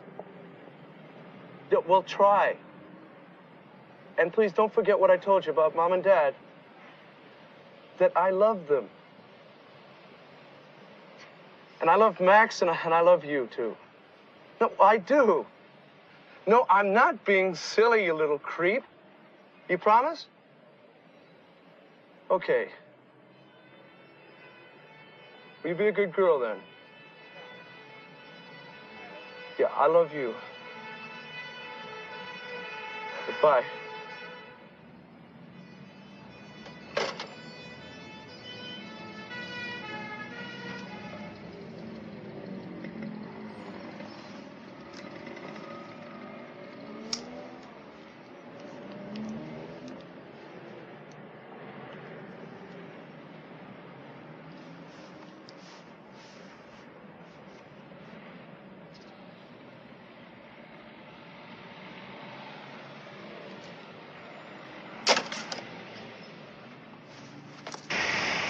Now you see, see you next Wednesday. Yeah. It's the classic John Landis. Do you know the reason behind that? I know it's the title of every movie in every movie marquee, but right. In all his films, it's See You Next Wednesday is playing, and I'm not really sure why, other than I think he had written a script, an unsold screenplay, perhaps.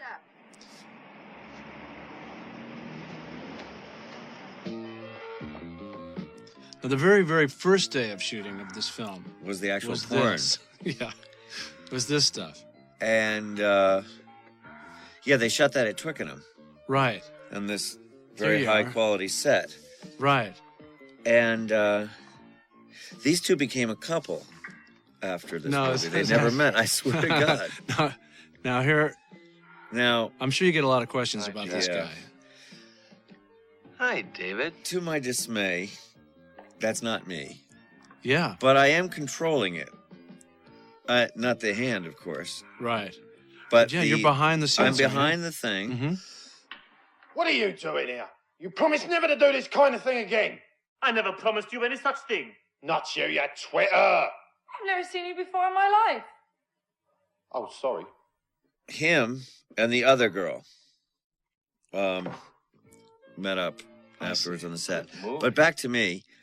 I'm controlling the jaw and everything. I'm sitting right behind, right underneath a black curtain. But this is I'm watching on a monitor, and I'm controlling the jaw movements of the puppet. Exactly. But I did tell you so, you schmuck. You look awful. Thank you. I'm sorry. I didn't mean it. I don't know what I'm saying. I don't even know if it was me that killed those people last night. I don't remember doing it. What about the zoo? Well, even if I'm not the wolf man, I'm crazy enough to do something like that. I mean, look at me. Here I sit in a porno theater in Piccadilly Circus talking to a corpse. I'm actually glad to see you, Jack. I want you to meet some people. David Kessler, this is Gerald Bringsley. Here's a classic More Blood moment. Man you murdered on the subway. We thought it best for you not to see him, as he's a fresh kill and still pretty messy. Yes. I do look most unpleasant. Why are you doing this to me? This isn't Mr. Goodman's idea. He's your good friend, whereas I am a victim of your carnivorous lunar activities. That sums it up. Mr. Bringsley, I'm sorry. I have absolutely no idea what to say to you. You've left my wife a widow, and my children fatherless. And I understand I am to walk the earth in limbo, one of the living dead, until the wolf's bloodline is severed and the curse lifted. You must die, David Kessler. Such an unusual tone, the whole thing. You know? Mhm. You got a porno in the background, Judith Browns. Hello. Hello. and then that. These gentlemen are Alf, Ted, and Joseph. Can't say we're pleased to meet you, Mr. Kessler. What shall I do? Suicide. You must take your own life. That's easy for you to say. You're already dead. No, David. Harry and I and everyone you murder are not dead. The undead. Why are you doing this to me? Because this must be stopped. How shall I do it? Sleeping pills? Not sure enough. I could hang myself. No. No, if you did it wrong, it could be painful. You'd choke to death. So what? Let him choke. Do you mind? The man's a friend of mine. Well, he ain't no friend to me. Gentlemen. Rehearsing this? Uh-huh. The gun. I know where you can get a gun. Don't I need a silver bullet or something? Oh, be serious, would you? Madness. Oh, a gun would be good. Yes, you just put the gun to your forehead and pull the trigger. But if you put it in your mouth, you'd be sure not to miss. Thank you. You're all so thoughtful. A knife. An electric shock. A car crash? You could throw yourself in front of a tube. Drowning. Well, I mean, that's just classic Landis there. Nice They're light just tone. Yeah, I mean, there's a light tone. It's very grim. All different ways of killing yourself. A porno in the background.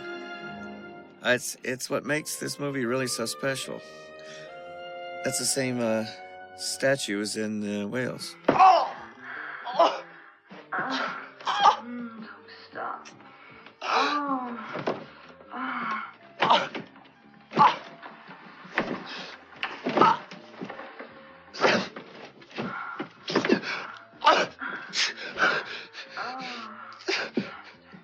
Go away.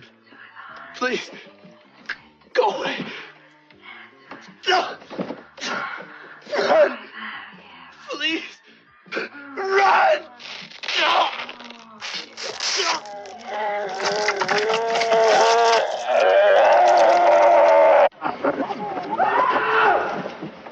What was that? just see you next Wednesday again. A non-stop orgy. Yeah. Hello? No, I'm sorry. No, nobody of that name. Okay, thank you. Bye.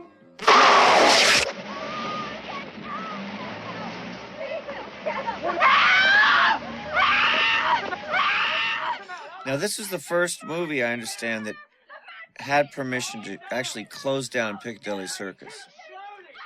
But we only had a certain period of time, so we had to rebuild Piccadilly Circus Right. in Twickenham. Right. Well, I know that I don't believe that they had permission to do a car accident, though. Oh, And really? and they just sort of grabbed it at 5:30, 6 o'clock in the morning, when everything just goes wild here. But what was amazing was that they cleaned up the accident in no time at all. And it was as if it had never happened.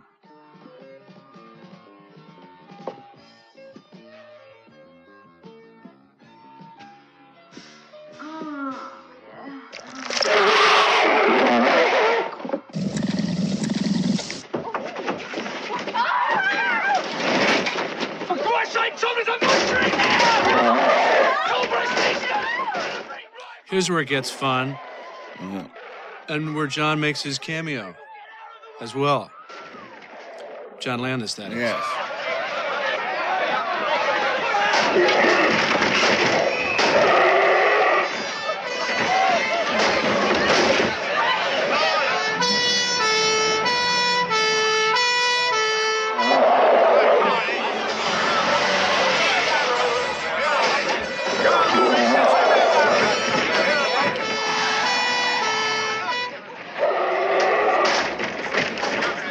What the hell's going on here? Some kind of animal, sir.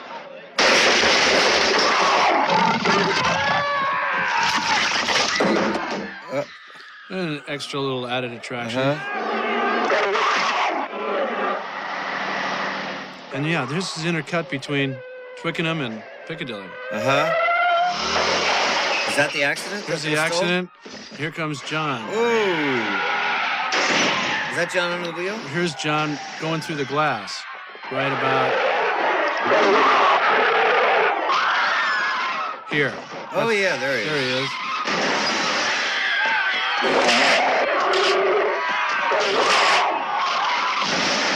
And then he does love car crashes. He just loves.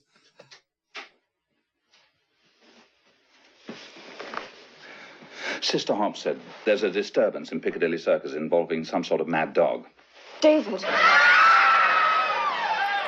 Mad dog and Englishman.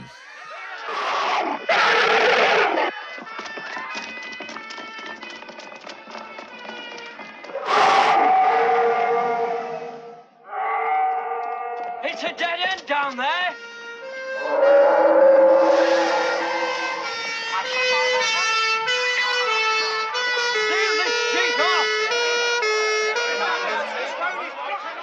I like how John just stuck with the idea of it being a wolf, you know, instead of a man, the Lon Chaney kind of thing. Mm-hmm. He really two-legged creature, a wolf man. Right.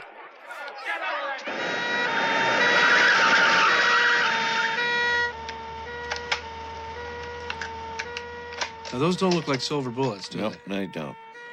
Which was our whole point of trying to take John aside and going, look, there are no silver bullets. We can do a couple of these. You know?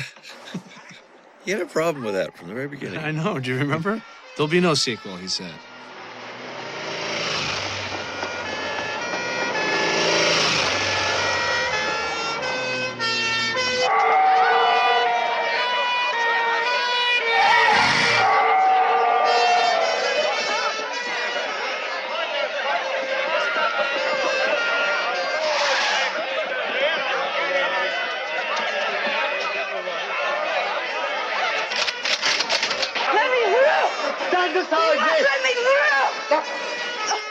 Look at that.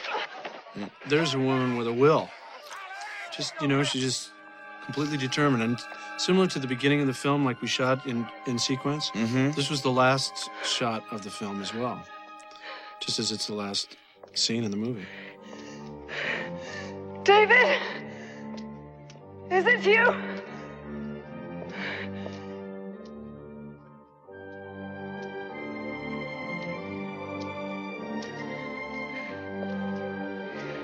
David.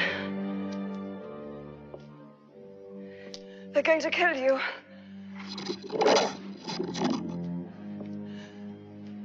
David. Please. Please let me help you.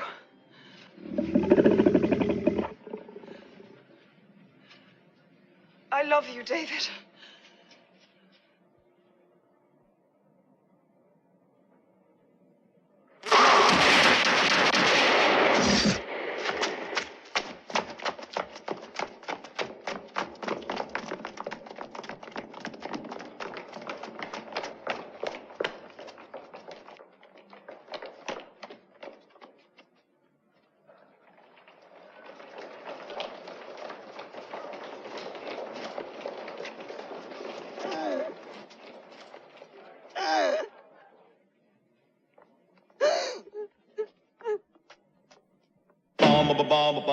And then the hero, the unsuspecting, never caused anybody any trouble, just dies. Blackout, end of movie. I asked John about that too. He said there'll be no modeling, no lingering. It's over. You know, they would have, I can just hear the conversations, you know, in this day and age now. Well, maybe he's not really dead. Dead. Well, we did talk about the undead, the living, and the dead, but the See You Next Wednesday cast, they're dead. Yeah.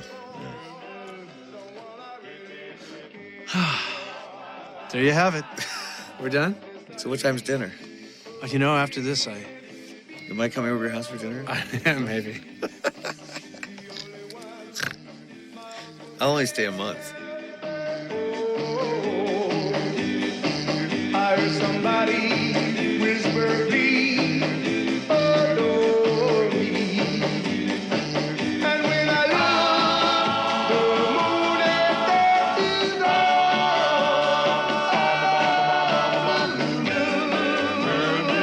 is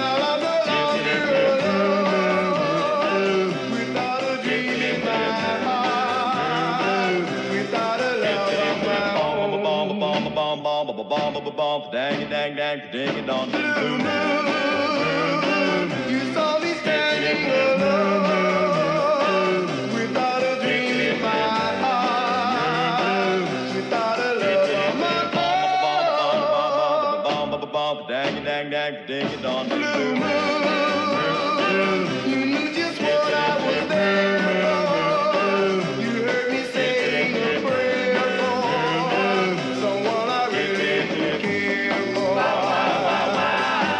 And then suddenly, oh, did it before me, the only one my arms would ever hold.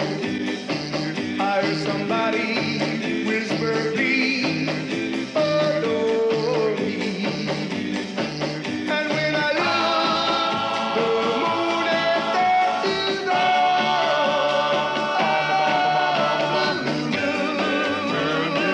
Now I'm no longer alone, without a dream in my heart, without a love of my own. Dang, dang, dang, ding it on, ding, blue.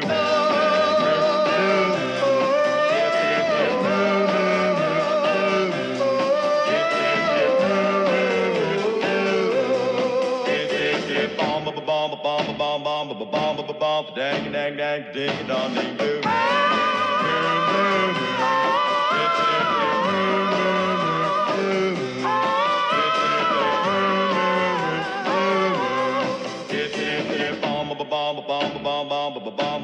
Dang, dang, dang, ding it on, ding, blue moon.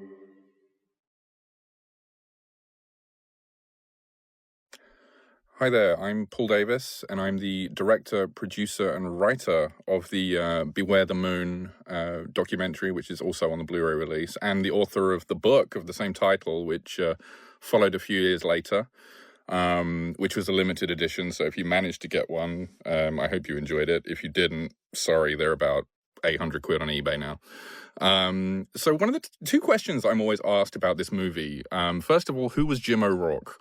And the second is this a British movie? Well, I'll come back to the second one a bit later, but Jim O'Rourke was one of John Landis's dear friends who he met when John was 18 years old. He went to Yugoslavia to work on the Brian Hutton-directed movie Kelly's Heroes with Clint Eastwood, Telly Savalas, Don Rickles, Donald Sutherland. And Jim O'Rourke was Clint Eastwood's stuntman.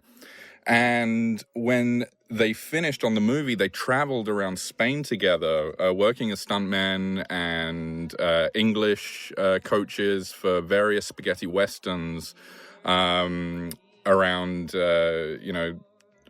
that kind of boom that was going on. They worked on Spanish movies, Italian movies, British movies. And then when they came back to the States, Jim actually produced John's first movie, Schlock. And they stayed great friends. And Jim was, a great champion for John and for An American Werewolf in London, because John had already written the script at that point. He wrote it when he was 18 years old while they were making Kelly's Heroes.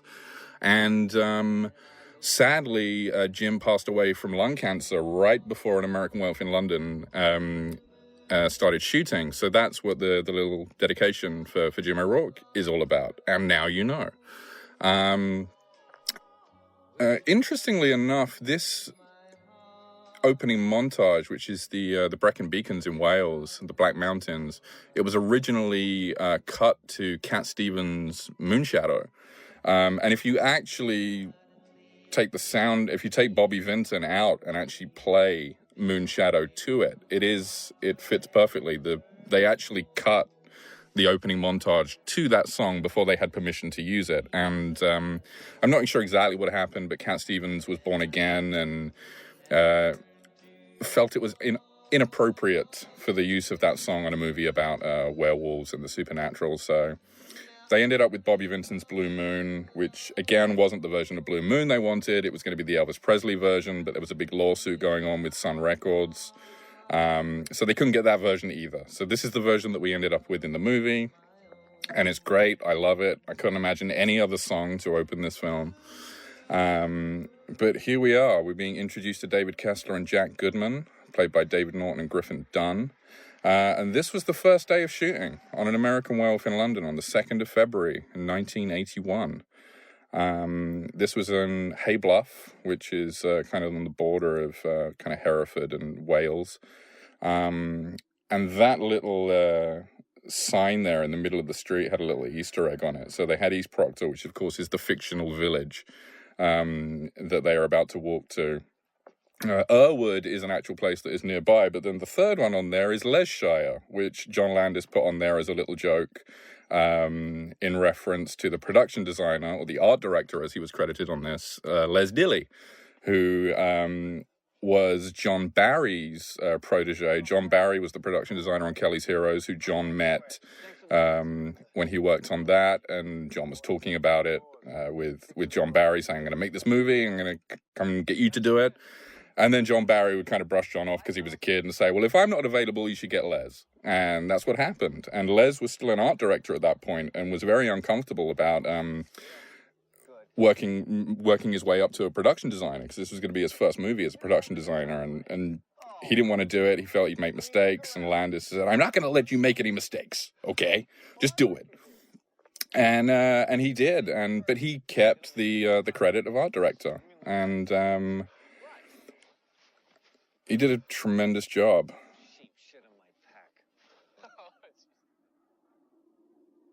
So this shot was originally conceived to be a Steadicam shot, but for some reason they couldn't get the Steadicam, so they opted to do a soft dolly with a Citroen Jeep of some kind that was owned by the brother-in-law of the first assistant director, David Tringham.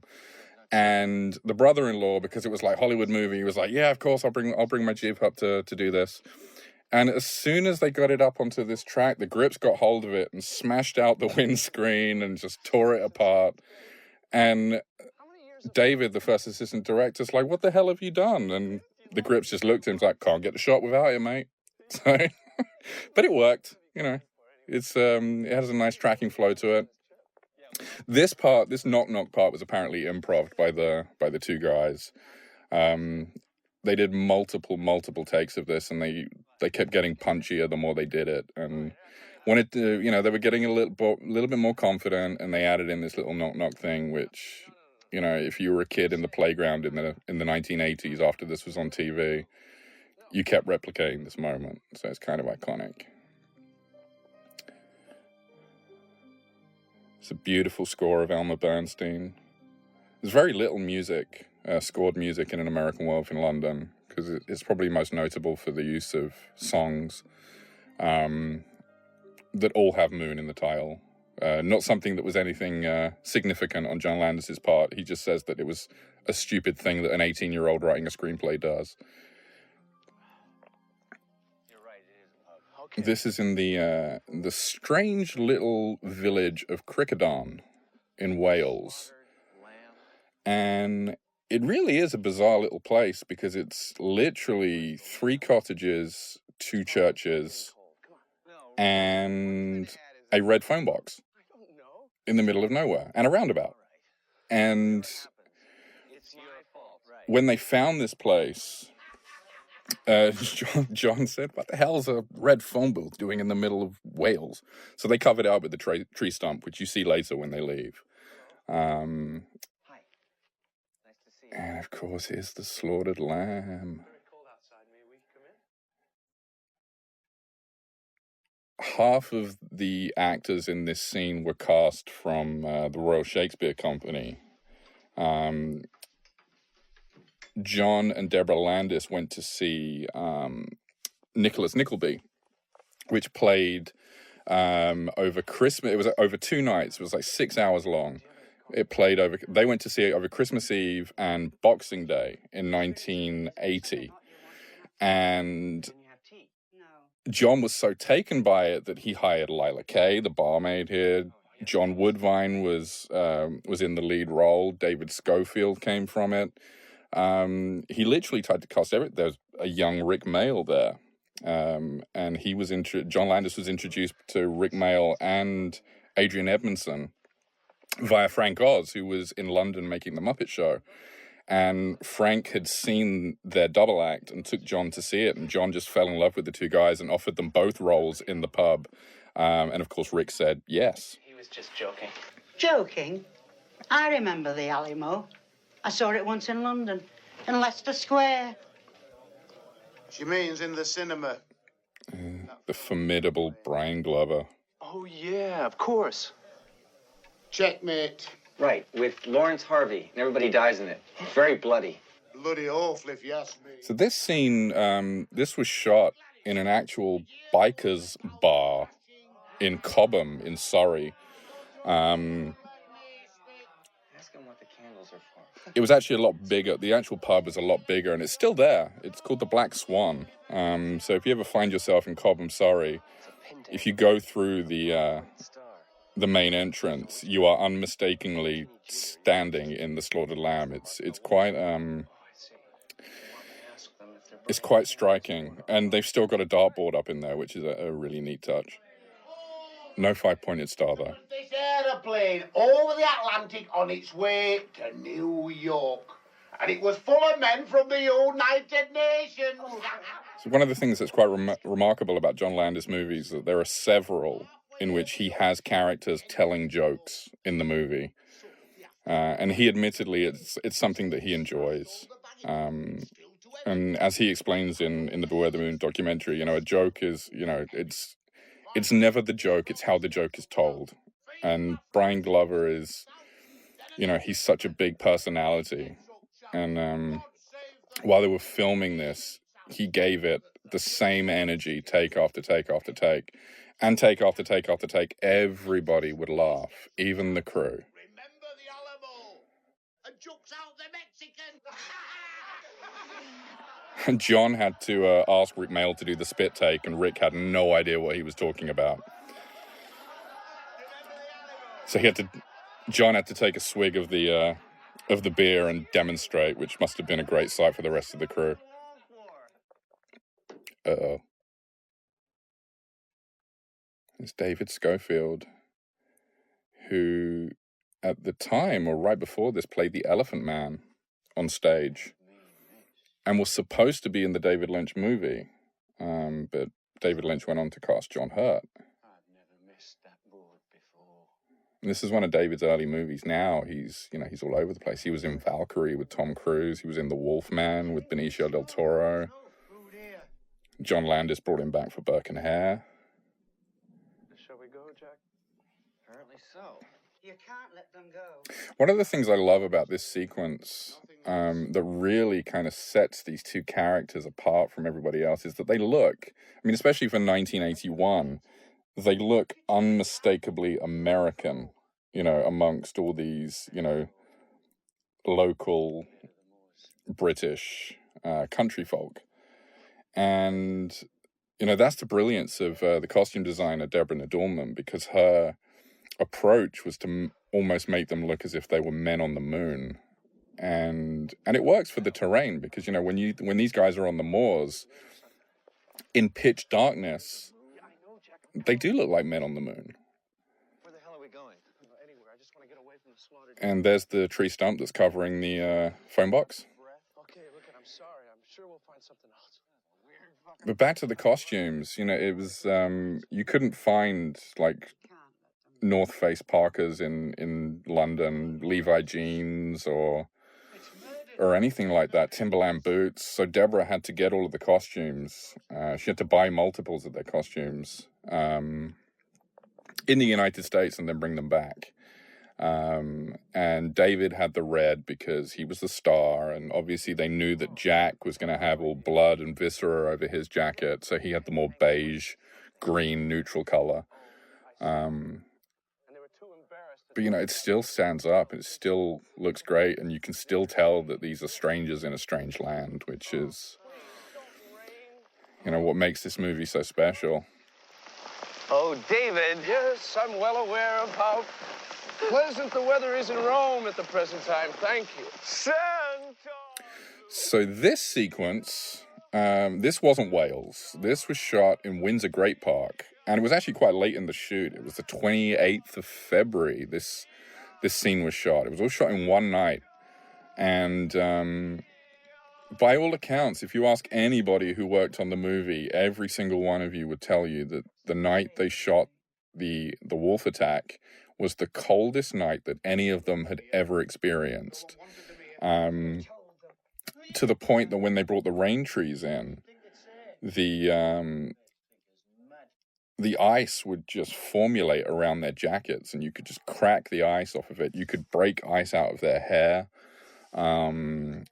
It was one of the bitterest. I think, if I remember correctly, when I was researching the book and the documentary, I found out that it was actually it was recorded as minus 11 degrees on the 28th of February in London, where they filmed that night. So it was cold. And those poor guys, they were the only two that had to get wet under those, under the rain trees. And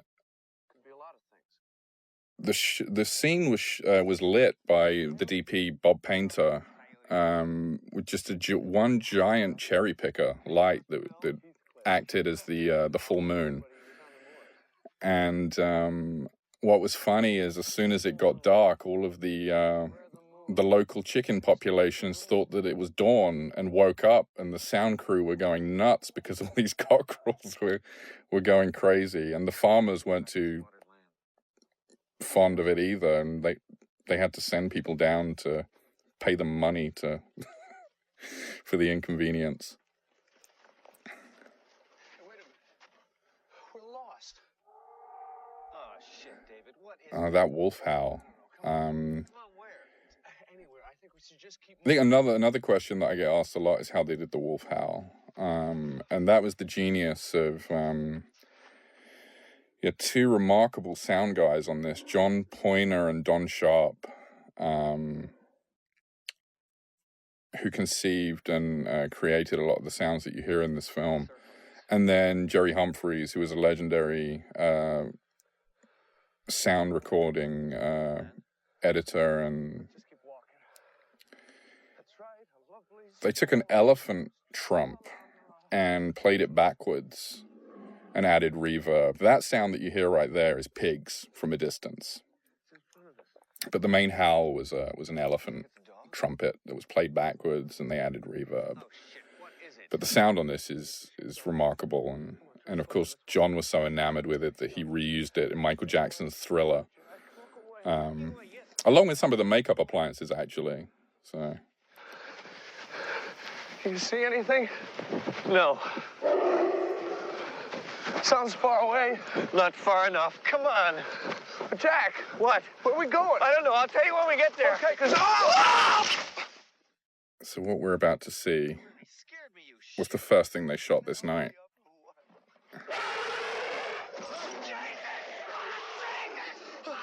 And originally, I guess they didn't use it because it probably didn't look that great, or it took you out of the moment, but they did shoot the reverse point of view shot of Jack on the floor looking up at the wolf as it was kind of tearing him apart, but they didn't use it for some reason because they had the entire wolf costume there that night. And I remember being told that they did shoot a sequence where the two boys look straight into camera and they say that it's in front of us. We were supposed to cut to their reverse angle, and you just saw this huge outline of something in the darkness, and they put Scotch light in the eyes so that you could just see the eyes glowing in the background. But again, for whatever reason, I guess John wanted to conceal the monster as much as possible, and they kept it out of the movie. But that guy laying there right there, he was the former dean of British stuntmen, Paddy Ryan. And everybody was super worried about him laying there. As I said, it was minus 11 degrees and he had to lay there naked, but it didn't faze him at all. I just remember George Folsey, the producer, saying that he had to keep checking on him to make sure he was still alive.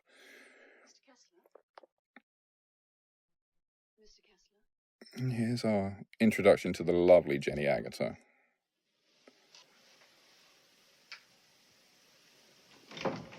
Is he all right? Yes, I should think.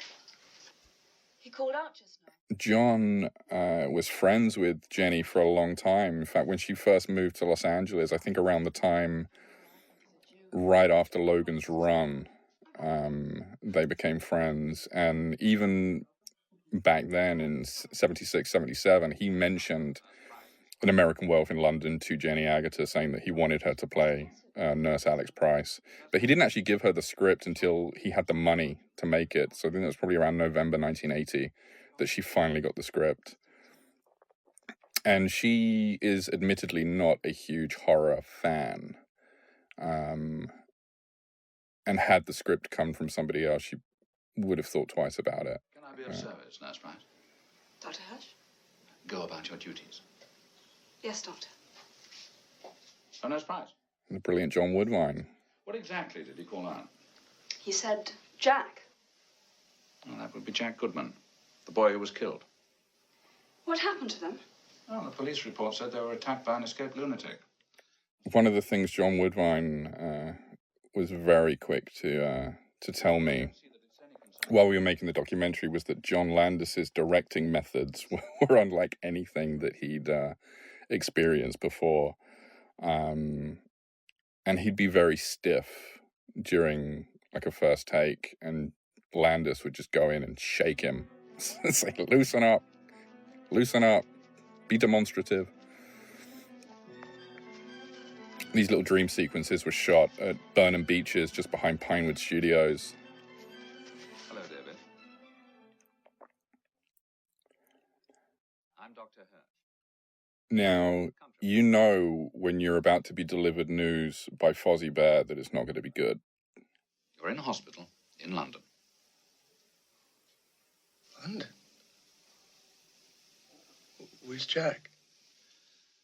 David. Frank Oz is, he's appeared in The Blues Brothers, Trading Places, and of course this. And it's funny because he always refers to it as whenever John needs someone to play a prick in one of his movies, he brings him in to do it. Mr. Goodman's parents and your parents have been notified of your injuries and everything's in order. But I do know that Frank Oz was always very grateful that John would kind of bring him in for a day to play these little roles, because as a director, and I can understand it, it's a stern reminder of how vulnerable actors are in front of camera, which only makes you more forgiving as a filmmaker. Kessler, try not to excite yourself. I shall come back and check on your progress and send a report to your parents. The police have requested to interview you, and I have given them permission to do so. Thank you very much, Mr. Collins. He'll rest now. I'm sure everything will be fine once he's adjusted. He's had quite a shock. These dumbass kids, they never appreciate anything you do for them. Oh, Frank. How long have I been here? You've been unconscious since you were brought in 3 weeks ago. They used 2 hospitals for all these sequences. I believe this was Chiswick Maternity Hospital, which I don't think is there anymore. And then all of the scenes where it's more kind of hustle and bustle and you see more of the hospital, I believe that was Putney General Hospital. Beg your pardon? It's an animal. What? A wolf. Did he say a wolf? Yes, I believe you did. Oh, yeah, I'm sure I shall. Yeah, if I survived Rommel, I'm sure... I mean, one of the things that's remarkable about this movie as well is that, after the success of Kentucky Fried Movie, Animal House, and the Blues Brothers, that was really the catalyst for John being able to make this movie, because as I mentioned before, he wrote it when he was 18 years old, when he was behind the Iron Curtain on Kelly's Heroes, after a bizarre funeral that he experienced. And he was enamored with the idea that, there were these gypsies burying a guy that in this particular ceremony, and the reason they were doing this is because they didn't want him to get back up and cause mischief. So what John was taken with was the idea of, what would happen if he did get up and cause trouble, You know, it's what do you do when something that doesn't exist is standing in front of you? And that was essentially the seed from which An American Werewolf in London grew from. And he always wanted to make it. He was always trying to get people to make it. It got him a lot of jobs as a writer. He was one of the 120-something writers on The Spy Who Loved Me, because Cubby Broccoli loved the script for An American Werewolf in London, and John even asked him to make it. And Cubby's like, "Are you crazy?" I always loved Paul Kember in this scene. So great. And these guys were clearly modeled after Laurel and Hardy. And John's a huge Laurel and Hardy fan. I'd heard a rumor that Ronnie Barker was actually offered the role of one of these two, but he wouldn't do it. I know that John offered Ronnie the role of Coleman in Trading Places, that was eventually played by Denham Elliott. But I'd heard also that he was approached for this, which would have been interesting. John was a big fan of the two Ronnies from his time that he spent in London. It's coming from someone who's gone through a terrible shock. Inspector, the boy seems all right to me, and... Damn what, Sergeant? And I don't rightly know, sir. Going back to what I was talking about, how, you know, John had to essentially get this movie made off of his own back. After the success of the Blues Brothers and Animal House, he had a first-look deal with Universal, and Sid Sheinberg, who was the head of Universal, read the script and just completely didn't get it. You know, so it was like going back to square one, because nobody understood that you could make a movie that was both funny and scary. And John will always maintain that this is a horror film. It's not a horror comedy. It's scary and it's funny. That's, you know, there's no two ways about it. But no one would make it. And it was very close to getting made at Paramount at one point. Don Simpson, when he was an exec there, saw the script and really liked it. But then when it went up the ladder to Barry Diller, he said, hell no. So John then went out and said that it was a $10 million negative pickup, which means that a negative pickup, you know, they really don't happen a lot anymore, is when a financier gives you a contract guaranteeing you the money for the movie once it's delivered with specific requirements. So for this, it was that it had to be an R rating. And Polygram Pictures, it was John Peters and Peter Guber who were big fans of John after the Blues Brothers and Animal House. They understood it and had faith in John, and they gave him the contract, which he then takes to the bank to get the money to make the movie. And then once the movie is delivered, Polygram then pay back the money to pay off the bank. And that's how this movie was made. And it's a really smart way to do it, because it leaves the filmmaker completely financially responsible for the film. You know, you're signing the checks, and that's how this movie was made. So that comes back to what I said at the beginning. Is this a British film? Yes, it is, because it was made with British money. You know, it was the last Edie Plan picture made in the UK before Margaret Thatcher drove a stake through the heart of the British film industry. And for those of you who aren't familiar, the Edie Plan was a tax incentive in which a distributor got a share of the box office in the UK. You haven't eaten your lunch. Well, I'm not very hungry. Thank you. I'm afraid you have to eat something. A little moment earlier where a little kid came up and slapped Jenny on the bum. That was something that John used to do a lot. He used to drive the continuity guys nuts, because he would just tell actors to do something different without telling the other actors what was going on. So in that particular moment, he told that little kid to just go up and smack her on the bum, and she didn't know it was coming. Leave the pills. I'll take them later. Sorry.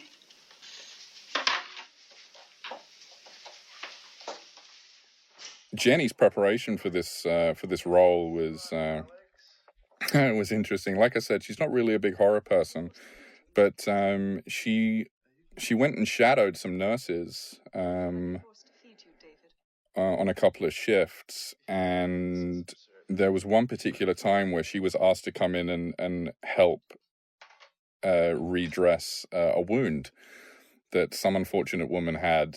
And when they took off the bandage, Jenny was very taken aback by what she saw, and she couldn't react. Otherwise, the woman who had the wound would have thought that it was a lot worse than it was. So she had to sit down and kind of regain composure and hold her head to make it look as though she was concentrating. But what was actually going on is she was trying not to pass out. So, but she was great in this role, and she always she created her own kind of backstory for the character of Alex, who, because a lot of nurses, especially in these kind of city hospitals, they have flat shares and all that kind of stuff. But then Jenny's got this really luxurious apartment that she's in on her own. So she kind of made up that this character obviously came from a wealthy background.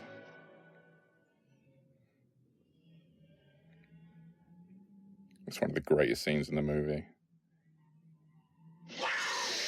I remember asking Rick Baker about that makeup, because David Naughton has always maintained that it was, out of everything that he endures with the werewolf transformation, he always maintains that makeup in the woods was the most painful. And Rick never really understood that, because it's literally like opera pancake makeup with dark circles around the eyes, contact lenses and dentures. And it turns out that it was actually the dentures and the contact lenses that were the most painful for David, because he doesn't really wear contacts during the transformation. That's all him. Did you talk to the police in East Proctor?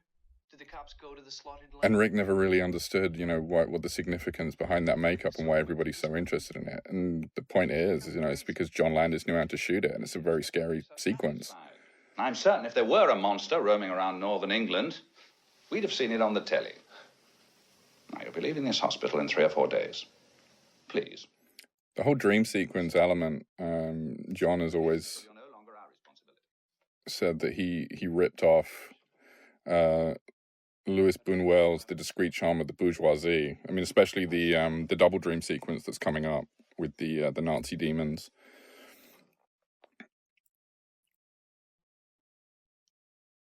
In this sequence, Nurse Price is reading The Connecticut Yankee in King Arthur's Court, which for a long time John was trying to get made as a movie.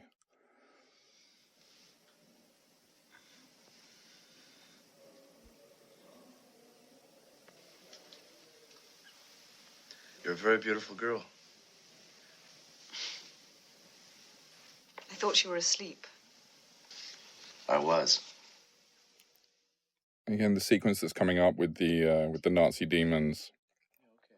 John was frantically trying to come up with things that really scared him for the dream sequences, and being a Jewish kid growing up with images of the Holocaust, and the most the most horrid thing for him is losing loved ones. So it's the combination of those two things, which is why we ended up with these Nazi monsters completely decimating David's family, with the Muppet Show in the background as well, which really people did not like.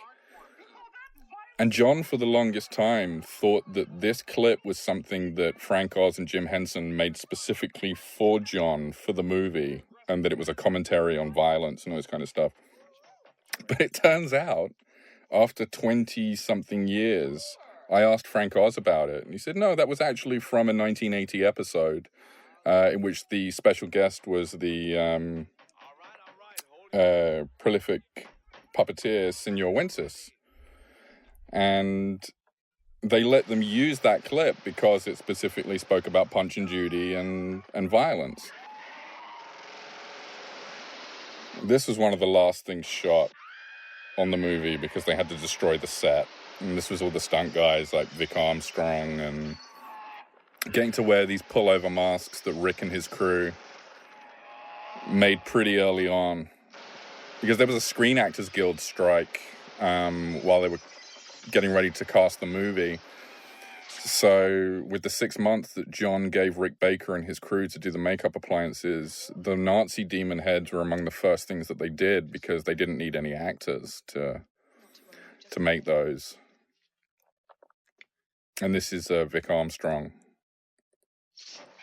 who pops out and stabs Jenny. And there was another moment that was supposed to go on to the end of that they didn't actually end up shooting, but it was in the script and it was on the schedule, and it was tailed on to be at the very end of the transformation sequence. Another demon was actually going to be standing in the corner with the submachine gun and just completely blow David to pieces. But I think what had happened, Malcolm Campbell had already cut that sequence together by the time they got to the end of the movie, and John was happy with it, so they ended up scrapping it.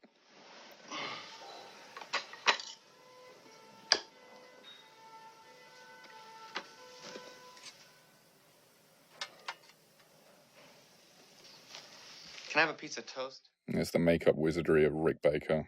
Fuck out of here, Jack. Thanks a lot. I can't take this. See, this is the scene for me when people talk about the tone of a horror film and whether or not it can be scary and funny. This is the scene that really exemplifies the balance, because on the one hand, you've got the character of David, who's absolutely terrified, he's confused, doesn't know what's going on. And then you've got Jack, who's being very laissez-faire and is being the exact same guy that he was before he got mauled to death by a monster. And I remember David Naughton saying to me that it was a very confusing scene for him to do as an actor, because he didn't know how he was supposed to react, because Jack's just being Jack. So what am I supposed to do? And he would ask John, you know, it's like, what should I do? And John would defer him. He'd make a comment to try and make him laugh or something like that. And he kind of believes, and so do I, that he was doing that on purpose, because I think the less David kind of knows about what's going on, the better it is for his character. Because his character is extremely confused, doesn't know what's going on, so why not leave the actor in that state of mind as well? It's such a wonderful scene, and such a beautifully written scene. The performances by David Naughton and Griffin Dunn are spectacular. I mean, especially when Griffin turns it on and gets all serious. It's you, David. What? Please. It's just not as though he's the voice of doom. He's just, you know, he's his concerned best friend. Listen to me. Nurse! The supernatural. The power of darkness. It's all true. The undead surround me. Have you ever talked to a corpse? It's boring. And everybody always talks about that flappy little bit of skin on Jack's neck. Take your life, David. Look at it wiggle. Kill yourself.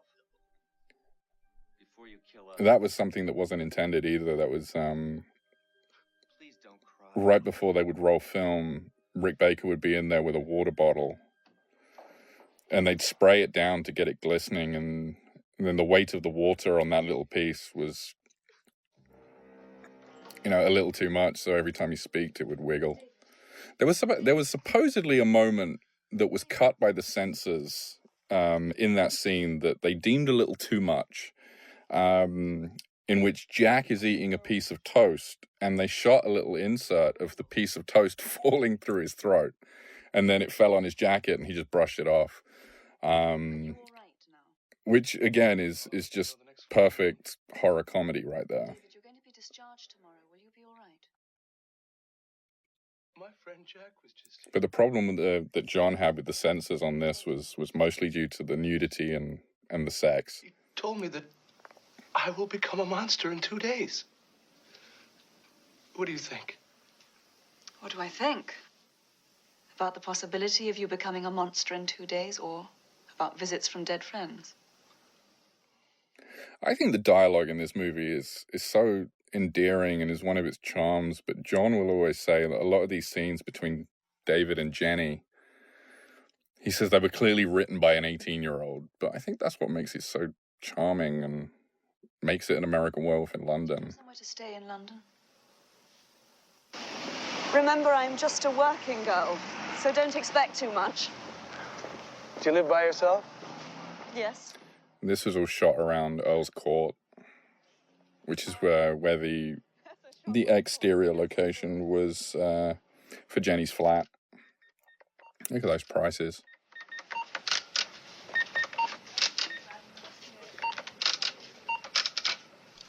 Stuff's expensive. Yeah, wait until 2019, mate. How do you live? Carefully. So these guys, this was great. The punks were not in the script. There was no mention of any punks in the script. Essentially what happened, John was walking down the King's Road and he saw them all hanging out. And he thought they just looked so wonderful and colorful and tremendous that he went up and asked them to be in the movie. So that's why they're huddled on the tube right there. And this is over by Earl's Court, Coleherne Road, I believe it is, and it still looks exactly the same. But if you're going to go and seek it out, be respectful of those that live there. And that was a fake wall that was built by Les Dilley, because the interior is actually on a soundstage at Twickenham Studios. This is the living room. And for A-budget pictures coming from the US to film in England, Twickenham was actually pretty low on the pecking order in terms of movie studios. Pinewood would be your first choice, Elstree, but Twickenham was more of a resourceful studio, because that's the smart thing about John and George Folsey, who were acting as the producers. They knew that the money had to go elsewhere because they had this huge $300,000 werewolf transformation sequence, and they knew that the big Piccadilly Circus chariot race finale was not going to be cheap either. And that's one of the reasons why John mostly cast unknowns in the film, because originally Polygram wanted Laurence Olivier to play Dr. Hirsch, because he'd just come off of John Badham's Dracula as Van Helsing. And the names that were being batted around for David and Jack, it was John Belushi, Dan Aykroyd, Chevy Chase. And John knew that he only had a finite amount of money to make the movie. And the songs as well. That was another expense. All this needle drop in here.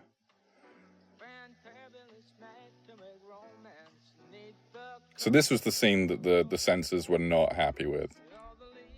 It was cut down quite considerably. To the sound of the breezes that blow, I'm trying to please to the calling of your heartstrings that play soft and low. The night's magic seem to whisper and hate. The soft moonlight. I mean, in mentioning earlier that the violence wasn't really a problem with the censors on this, when John showed the film to the exec producers, Peters and Goober, for the first time at Polygram, they were very shocked by the violence in the film and the gore. And I've heard a story in which a chair was thrown out of a hotel window by one of the producers in response. I won't name names. You can think it was one or the other. But they were very distressed, very angry, felt that John had betrayed them on the requirements for the film, but the film hadn't been rated yet. So, there was no telling that it wouldn't get an R rating as opposed to an NC-17, which was Polygram's proviso. And John said to them, give us 10 days to address the notes, come back, watch the movie. They did, and he showed them the exact same cut of the movie, and they were thrilled with it. And they really thought that he made all the changes, and he didn't touch it. So I have since done that on one of my own movies.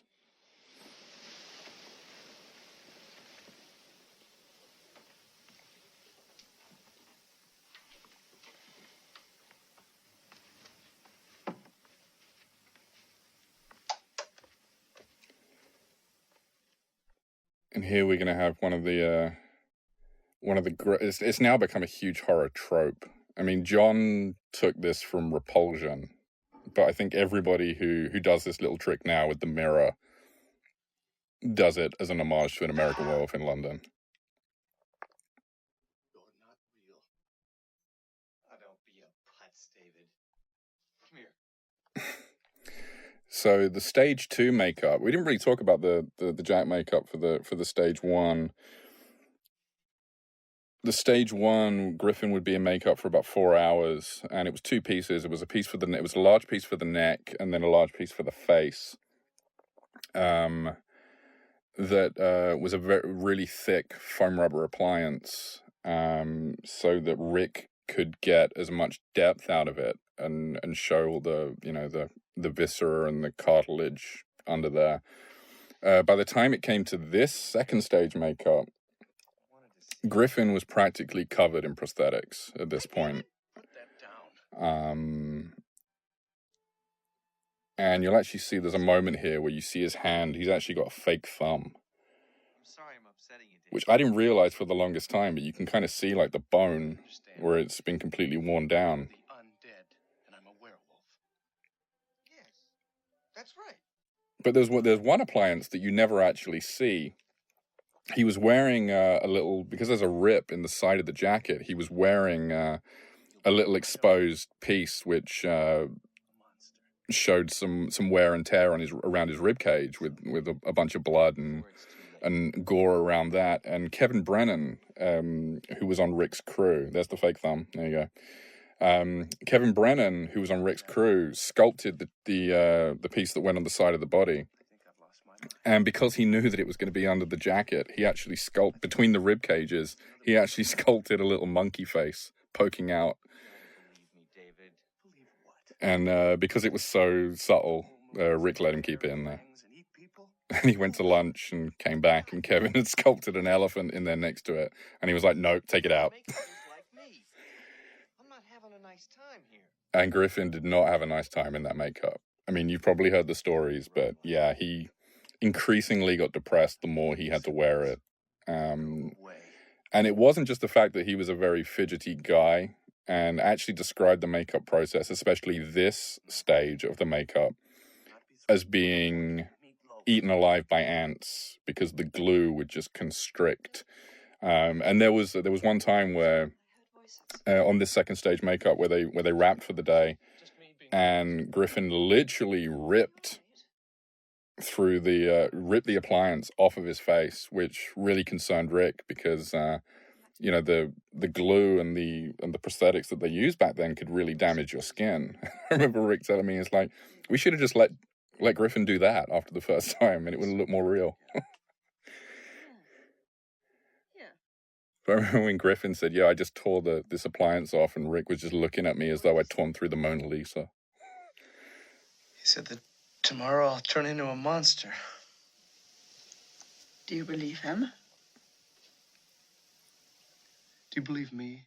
So there's a little moment here, which, I guess after Scream is considered postmodern, where he's this guy who's going through this trauma after losing his best friend, and the only thing that he can relate to is a universal horror movie from the 1940s, which again is one of the charms of this movie and makes it feel real, because David as a character understands how absurd it is, and the only thing that he can compare it to is a movie. What are you talking about? And that's when references are done right, I believe. I know what I'm talking about. I'm torn between feeling very sorry for you and finding you terribly attractive.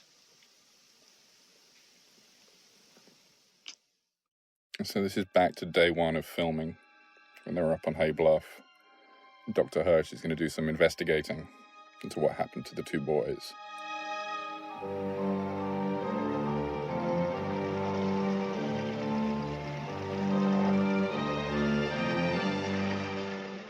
Again, beautiful score by Elmer Bernstein.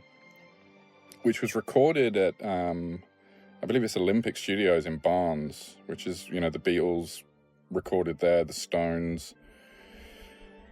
And Elmer Bernstein really wanted to write the music for David's transformation, and John knew from the moment he wrote the script that he was going to use Sam Cooke's Blue Moon, because he didn't want the transformation to be a scary moment. He wanted it to be painful and sad and melancholic. And if you watch the scene, that's exactly what it is. I didn't mean to call you a meatloaf, Jack. He's pleading at that point that he thinks that it's Jack that's doing this to him, and maybe Jack can stop it. And when we did Beware the Moon, we found the film elements of the transformation sequence without Sam Cooke on it, and we had the metamorphosis music that Elmer Bernstein had written for the scene, and we overlaid it, and we hoped that it was going to be used on that Blu-ray release, but for some reason it wasn't. But it really changes the scene. It does make it a horror scene, and again, much like a few of the other things that I mentioned earlier, where John Landis reused things in Thriller, there are pieces of that motif that Elmer Bernstein had written for the Metamorphosis that was then used in the scary music, as it's credited on Thriller, that Elmer wrote for Thriller. Oh, yeah. Cheers. I've always said there are only two things that really aged this movie, but not in a negative way. The hairstyles and the fact that John Woodvine asked for a Campari and soda. We were going to paint it out, but it's traditional, so we left it. I see. It's really sad to me that we never got John Landis's sequel for An American Werewolf in London, which he did write a first draft screenplay. When Polygram was sold by Peter Guber and John Peters in the early 90s, I can't remember the name of the guy who took over, but he came to John and asked him to write a sequel, and John deliberated about it he thought about it for a long time, didn't really have anything that was significant to him to revisit it. But then he had this idea of Debbie Klein, who is the character that the two boys are talking about at the beginning of the movie. She was now a literal agent and comes to London to work, but on the side she's investigating what actually happened to Jack and David. And she tracks down Alex, who is now a recluse and lives with Dr. Hirsch, who is the one who's been tasked with maintaining the fact that she is now the werewolf, and every full moon he chains her up so that she can't get out and wreak havoc. But one of the things I loved about it is that everybody was in it, including Brian Glover and Lila Kay. The Slaughtered Lamb came back, and there was a picture of Charles and Di where the 5-pointed star used to be, and all that kind of fun stuff. There was like an electronic darts game as opposed to a dartboard. But Jack and David were back in it as corpses, which I thought was genius. And there was this whole scene about Debbie Klein leaving an answer phone message, trying to get hold of Alex. And it was a close-up shot on the answer phone. And then just this decayed skeletal finger would come in and stop the tape, and then it would pan up. And it's like this skeleton of Jack, and he turns and says, "Hey, was that Debbie Klein?" And there's David skeletal on the couch watching TV. So yeah, it sounded like her. So that would have been great, but we got An American Werewolf in Paris instead, and nobody's releasing any Blu-rays of that. That boy's in danger. I remember David Schofield telling me when they shot this scene, the rain machine that they had wasn't powerful enough, and they couldn't see the rain on camera, so they just got a guy to come and stand with an industrial fire hose to stand next to them, firing it up into the air in an arc so that it dropped down. And he was wearing a waterproof jacket, and his pockets were absolutely filled with water throughout the entire thing. His hands just froze. And because it was his first film, he didn't understand that he had to go and do ADR for to loop all the dialogue, because all they heard when they printed it was the sound of the rain hitting the umbrella. And that church was so old, so old, that when John was worried when they turned on the rain machines that the tombstones would just stop breaking apart. If you get too anxious, call me at the hospital, okay? Okay. I've left those pills for you. A dope or a werewolf? I'm off. But anyway, going back to the sequel thing, the reason that we never got that version is because when John handed in the screenplay, the guy who ran Polygram was pretty much offended by what he read, and said that there was absolutely no way they were going to make it. And he asked for a bunch of changes, and John said no. So that's what happened. I love that those two little girls are credited as Creepy Little Girl 1 and Creepy Little Girl 2.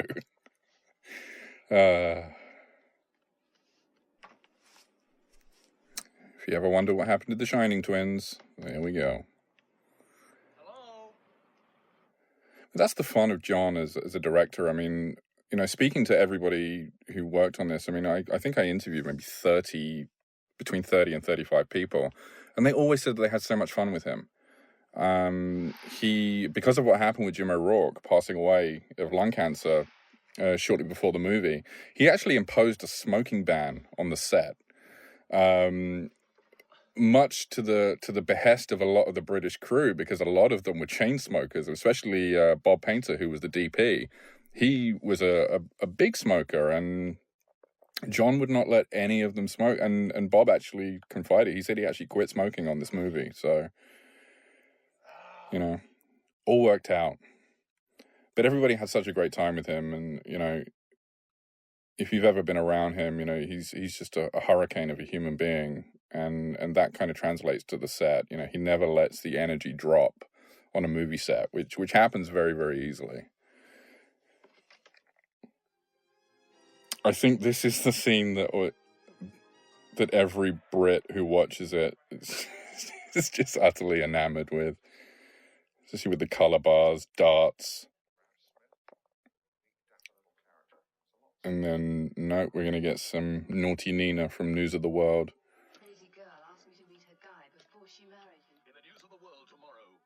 And John has always said that people think that he actually filmed this for the movie. He's like, no, it's a real thing.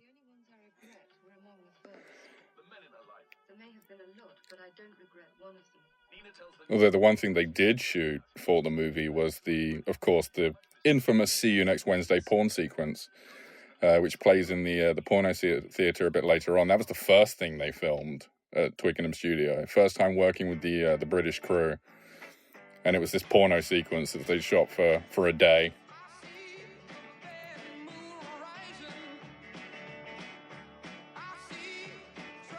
Unbelievable use of the brilliant Creedence Clearwater Revival Bad Moon Rising.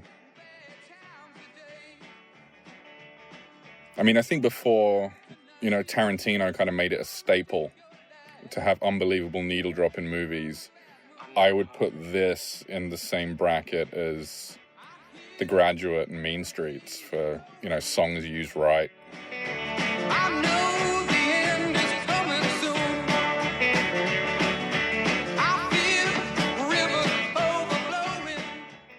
They were actually under a lot of pressure to use Warren Zevon's Werewolves of London, but it's a bit on the nose, and I think that they got that. Now, another question people ask me, how does the wolf get out of the apartment once it's transformed?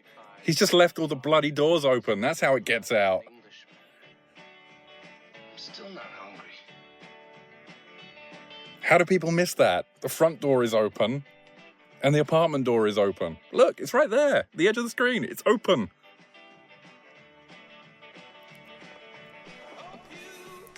I love the fact that there's so much memorabilia in this apartment. that obviously didn't get cleared by legal departments. I mean, just the fact that there's 3 Disney characters right there. That would not happen today. There's a Gone with the Wind poster on the wall as well. How are we feeling tonight? Now, this kid was called Colin Fernandez. I did actually find him. It was one of the creepier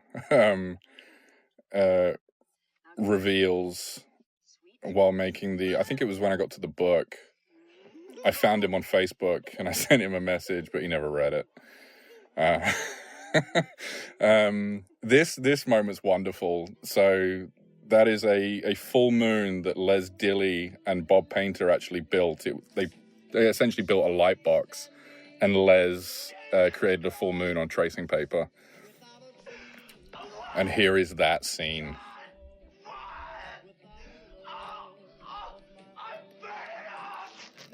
Dear Mr. Baker, we're just going to create an Academy Award category just for you. So a lot of this sequence was actually treated as a post-production deal. They actually had the wrap party the night before the first day of the transformation sequence. And Rick told me that like the entire crew just walking around hungover during this. And this sequence, it was 6 days of filming. David and the makeup crew, they would have a full 12-hour day because David would be brought in at 5 a.m. to start the makeup process, and then they wouldn't start shooting until about 2 p.m. They'd do about 3 or 4 shots, and then it would be another 3 hours taking the makeup off, doing that for 6 days. And the reason they did it as a post-production thing, it's actually very smart, is so that they could then whittle the crew down to the bare minimum, because this was on the soundstage at Twickenham, which was built about 4.5 feet off the ground so that they could manipulate the floor. They could puppeteer the floor, and of course David is in the floor in this shot with a fake body.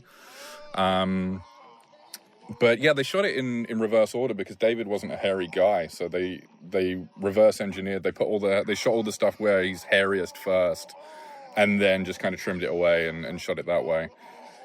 But this is one of the most famous cutaways in cinema history, which they needed. And John, 2 of the things that were key to John with this sequence is that he wanted to shoot it in bright light with no cutaways, but they were kind of stuck and they needed that cutaway, and Mickey it's one of the most iconic edits in cinema. Rick always says, suspiciously the room gets darker for this shot.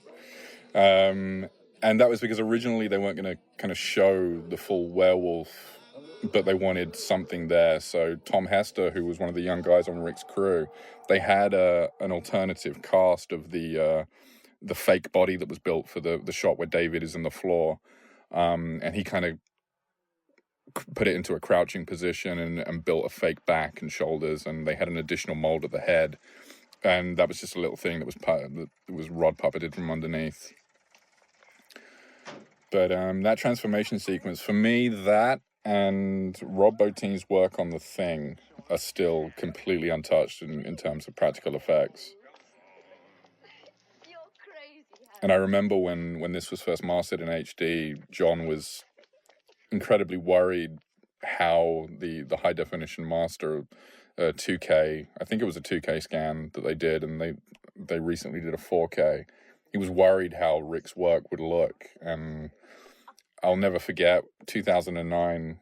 We screened it at Fright Fest along with the documentary, and when that transformation sequence came on, it looked just as good then as it did in 1981.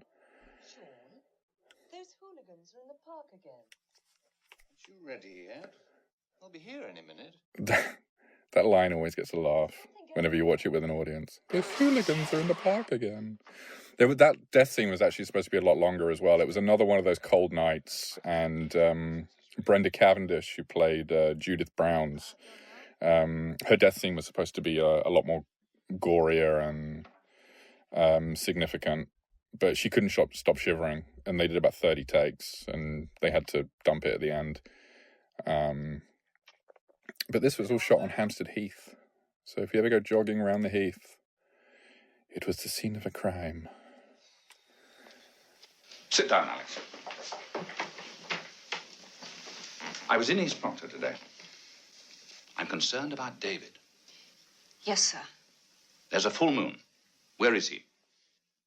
I think, again, one of the wonderful things about the movie is that it's very much shot almost like a tourist movie. John wanted it to be unmistakably London.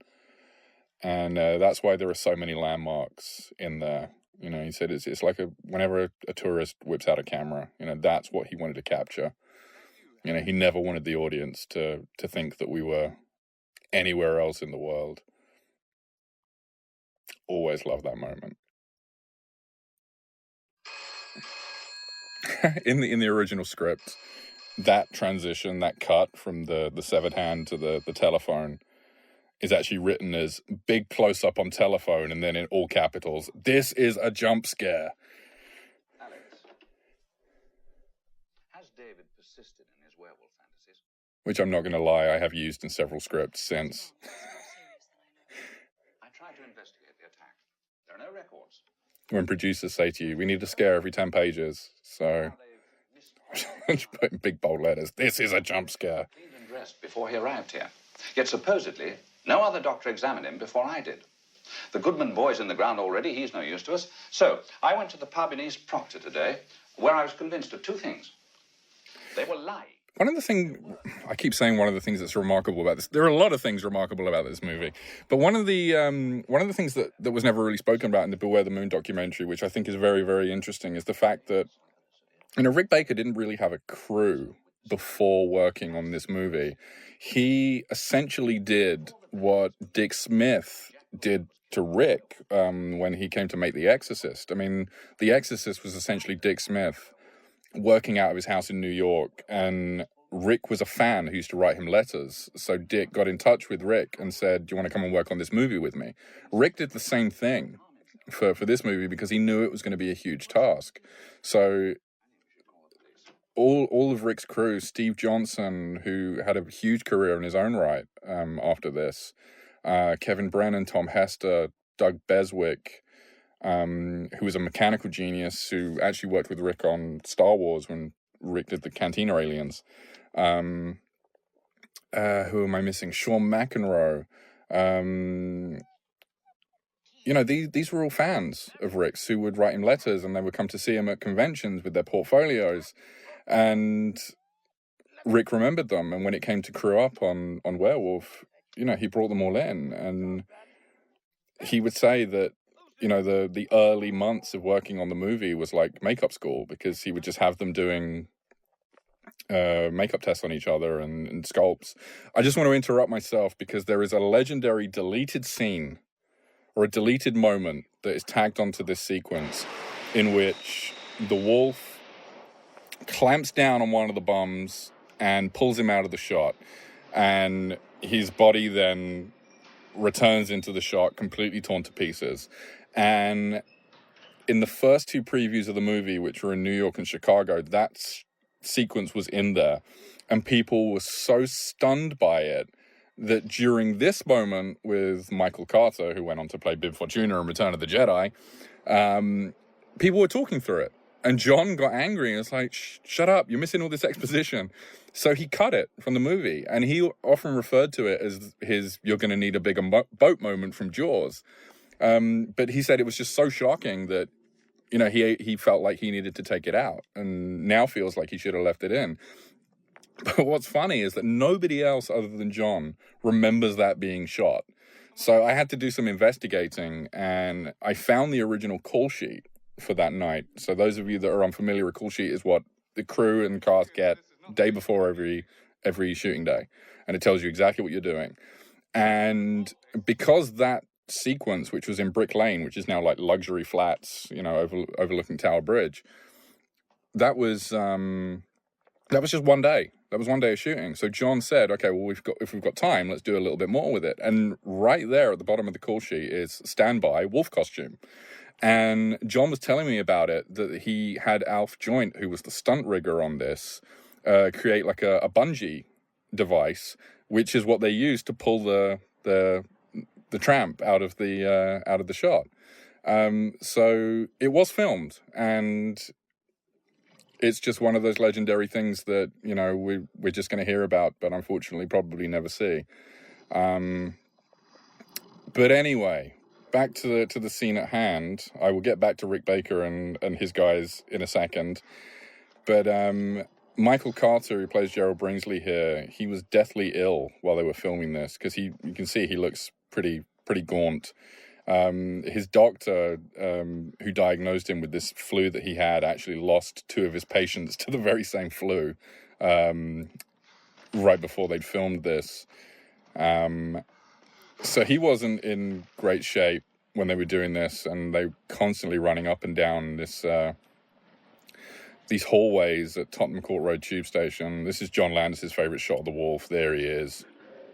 God. They did film a lot more with the Wolf in the tube, in the hallways. They wanted to shoot like the reverse POVs of Bringsley seeing it, but it just works so much scarier, where you're just, you know, it's Jaws essentially in an underground station. But yeah, I think from what I remember, the part of Tottenham Court Road Tube Station was being refurbished, so they had like 3 corridors and the platform that they could use at that time, and that was all one night. They shot all that stuff. This is London Zoo. So anyway, going back to Rick and his crew, when they started pre-production on American Werewolf in London, Rick got another job offer for a big movie that Spielberg was going to make called Night Skies, which was a pseudo-sequel to Close Encounters. And Columbia Pictures actually rented out a huge warehouse for Rick to kind of work on these Night Skies aliens, which were going to be these really elaborate animatronic puppeteered creatures that could move, breathe. You know, they were supposed to skitter along the ceiling and all this kind of stuff. And because he was working on Werewolf at the same time, he had all of his kids who were non-union working on American Werewolf in one room, and then Rick and another guy who was in the union were working on Night Skies. So they were literally juggling the two. But they had a little desk out the front, and whenever a union rep would stop by, this person would ring a little bell, and the werewolf room would be shut down and locked and hidden away, so that nobody got in trouble over it. But what happened is, you know, they were working on Night Skies for quite a long time, and then Spielberg went away to do Raiders of the Lost Ark, and then when he came back, he came to Rick and said, well, I'm going to do this movie about a friendly alien now. We're not going to do Night Skies. And of course that became E.T. And so at that point, everything then went gung-ho on an American Werewolf in London. But this was October 1980, and they were going to start shooting in February. So that's always astounded me, the fact that they got all this stuff together so quickly, despite the fact that Rick said to John that he needed 6 months to you know, research and develop all of these mechanics and these transformation appliances, which, you know, was essentially left to a group of kids that had no experience on these kind of movies. So that just, I think, goes to show the genius of Rick Baker and the fact that he could spot talent, and that these kids could do that, and he obviously saw that. You know, this was all shot at like 6 a.m. at London Zoo before any customers were allowed to come in, because of course David was running around naked. Every time I drive past Putney Bridge, I think of a newspaper stand saying man or monster.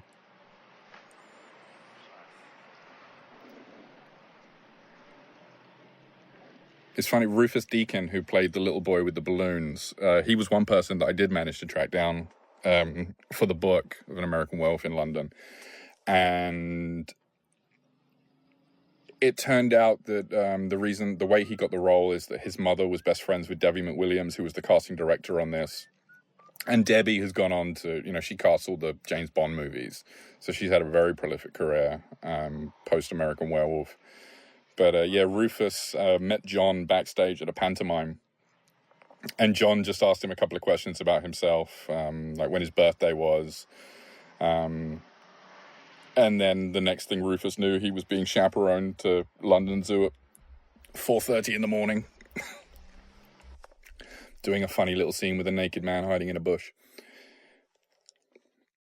The guy at the front of the bus queue back there was Dennis Fraser, who was the key grip on the movie. And apparently, because he never really showed any emotion or any kind of, he wasn't very demonstrative with his face. All of the electricians lined up while they were doing the shot and mooned him just to try and get a smile out of him. The zoo. What did I do last night? You don't remember? Well, I remember seeing you to the door and then saying goodbye, getting locked out of the flat. Then I came in through the front window. I started to read, and then I woke up naked at the zoo. One thing that was completely different to now, I mean, if anybody who's listening to this has tried to film in London, you have to go through all these procedures and get all these permits and literally do somersaults just to film anything. I mean, I remember when we were doing the documentary, I wanted to film in Trafalgar Square, and we were told that we couldn't because there were so many government buildings around, and it was just a big to-do. But back then, when they were filming An American Werewolf in London, it was down to the Bobby on the beat. He had all the power. If he was in a bad mood that day and he told you to piss off, that was it. You're done for the day. I think one of the things that definitely helped Landis in that respect is obviously they had this big sequence that they needed to do in Piccadilly Circus. And in fact, the reason that David Tringham, who was the first assistant director, got the job is because every time he interviewed a first AD and mentioned Piccadilly Circus, they would say, "Oh, well, you can't do that, mate. No way, governor. No, it's not going to happen." And then when he interviewed David, and he said, "How do I shoot in Piccadilly Circus?" And he said, "Well, it's imperative to the script. It's part of the story. It's crucial. We'll make it happen." And John just stood up and shouted to Joyce Hurley, who was the production manager, "It's like, fix this guy's contract." And I was like, "Why? What happened?" And he said, "Because everybody else said that we can't shoot in Piccadilly Circus, but you're positive, so you've got the job."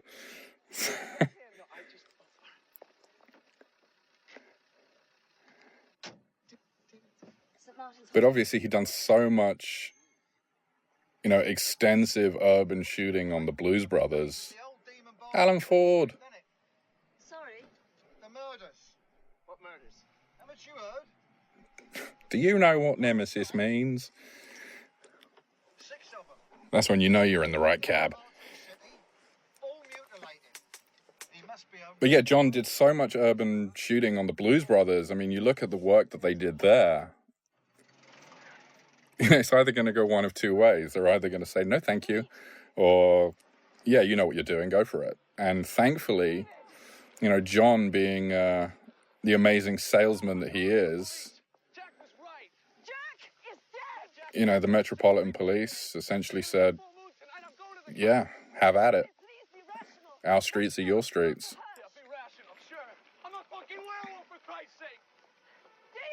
See, this again is one of the prime examples of this movie being a tourist shoot, because they were literally in a cab outside Earl's Court 2 seconds ago, and now they're in Trafalgar Square.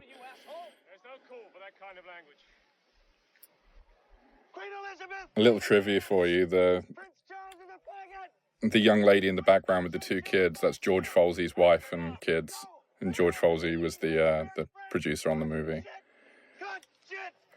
who John met as an editor.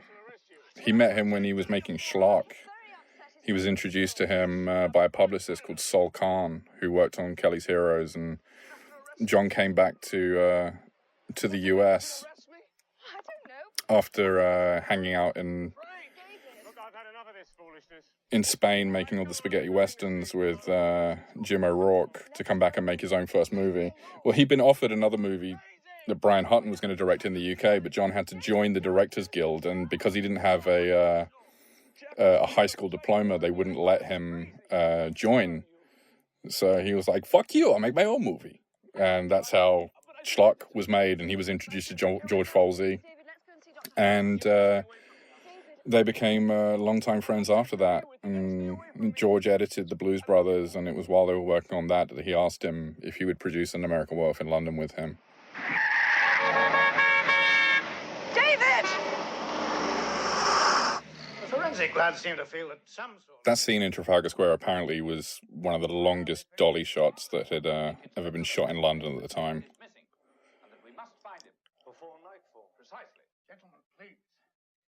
It's wonderful. Some of the actors' recollections on this movie, I mean, especially the British actors who, you know, the majority of whom were members of the Royal Shakespeare Company, they were talking about how, specifically David Schofield was talking about how he'd worked with John Woodvine previously.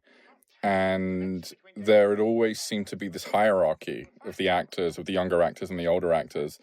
But when it came to working on this with John Landis, and, you know, there was this trepidation of working with this big star Hollywood director, there was no hierarchy. John Landis wouldn't let it get to that point.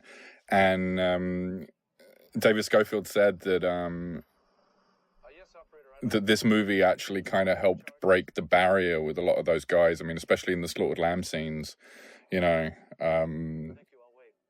the intimidation factor that was kind of set by this old school mentality was completely decimated by this loud, eccentric Hollywood director.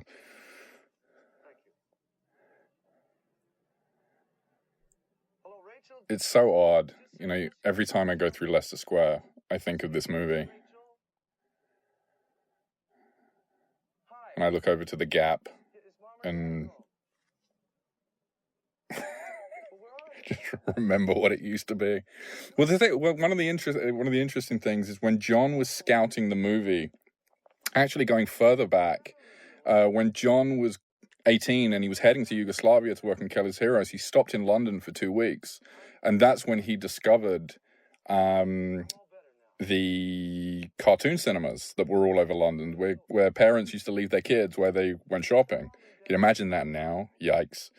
And when John came back to scout the movie, they become porno cinemas. So if you track down an original version of the script, it's not a porno. It's not a porno they're watching. It's like a Wile E. Coyote cartoon, you know, with Roadrunner, and it's more cartoon violence more than anything else. And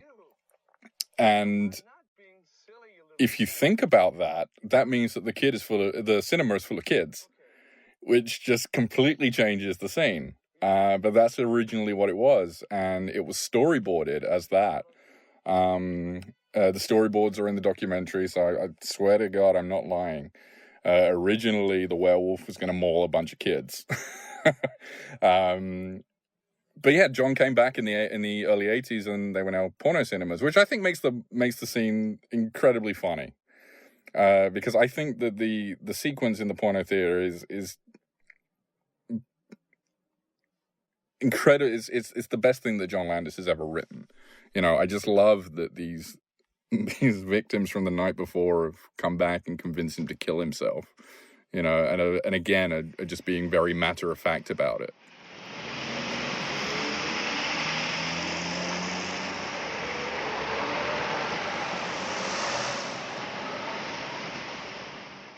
But then that caused a problem for John, because they now had to license a porno film to play in the movie, and I don't think John really understood at that point that a lot of the British porn industry was run by the mafia. So you weren't just paying for the license to have something shown. You were running the risk of a horse's head in your bed the next morning if you didn't do what they came and asked you to do at a later date. So, as I mentioned earlier, this porno was actually the first thing that they shot at Twickenham Studio. It was about 3 weeks before principal photography began. and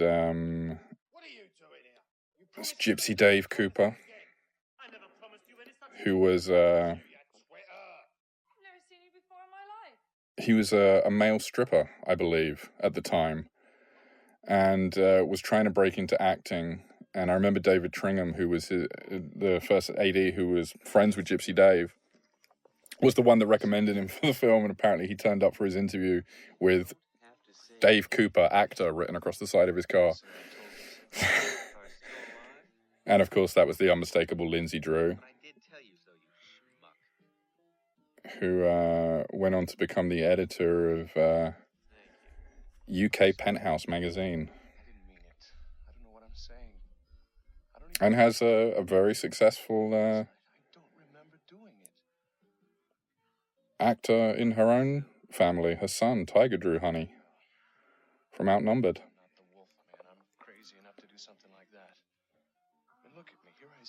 The genius of this sequence is the fact that you can hear her having an orgasm throughout the entire scene. I want you to meet some people. David Kessler? One of the things that's really personal to me about this sequence in particular is when I discovered all of the original call sheets for the movie. And because this is not one of my favorite scenes in the movie, this is my favorite scene in the movie. I discovered that this scene in particular was actually shot on the day I was born. So that was a fun little tidbit that I came across. Griffin was not happy with the fact that they were using a puppet for this sequence, because it was literally like a third of his part, and it was his first movie. But they, as a compromise, they let him actually control the puppet from behind. So that partition that they're sitting at, the puppeteers with Griffin and Rick and all those guys are actually sitting directly behind it, and Griffin's reading the lines and maneuvering the puppet with a monitor in front of him. Suicide. You must take your own life. That's easy for you to say. You're already dead. No, David. Hattie and I and everyone. Brenda Cavendish, who plays Judith, she was telling me a fun story about how all the Grips and crew would try and get them to go over to a pub across the street from Twickenham during lunch, in full makeup and full blood and all this kind of stuff. And in fact, the guys who played the Tramps did go over there every day in full makeup. But the other guys, Jeffrey Burrows, who played Harry, Brenda, and Michael Carter, they would stay in the Pinewood canteen. And as soon as they sat down with their trays of food, like, people would just get up and leave. And as they were eating lunch, like, bits of blood were falling into their meals. So when they arrived in Piccadilly to shoot this sequence, as soon as they started rolling, all the power went off. So they had to go and reroute all of the power to get all of the neon signs back on. See, now imagine this sequence in a cinema full of kids. You can't. It's just, no.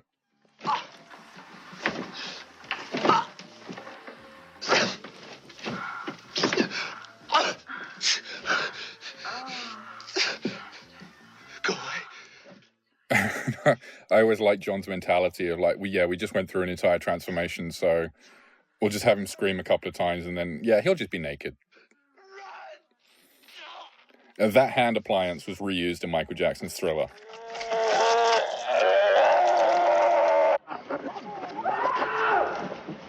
What was that? I don't know.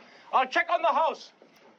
One of my favorite stories. So obviously this is the first time that we're about to see the full Wolf creature. There's John Landis's can of Tab on the side there. The wolf, because I mentioned earlier there was a Screen Actors Guild strike, the Finnish wolf creature that Rick designed was again something that they could work on without the requirement of an actor being cast. So they built the original werewolf suit to fit Kevin Brennan, who was on Rick's crew.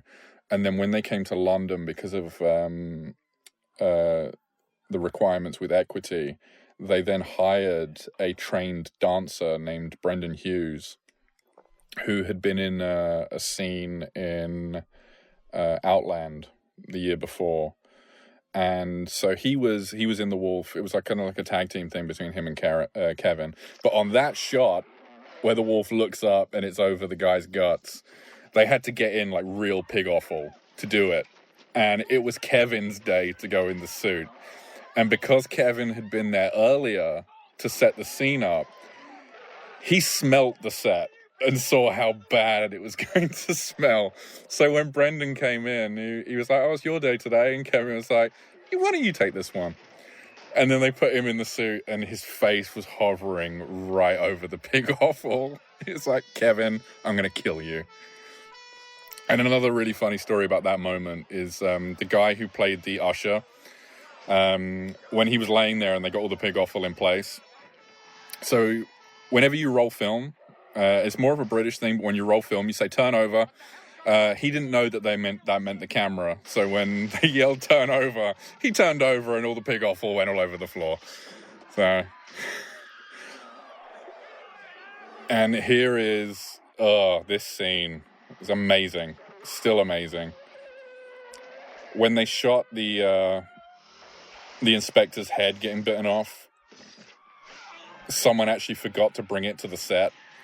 And so Malcolm Campbell, who was the only person, he was cutting the movie over at Pinewood. He had to get the head in a bag and jump on the underground with a severed head in a plastic bag. And he could see that people were staring at it and he thought it was hilarious. So he'd like slip the bag down, just reveal the head very, very slowly.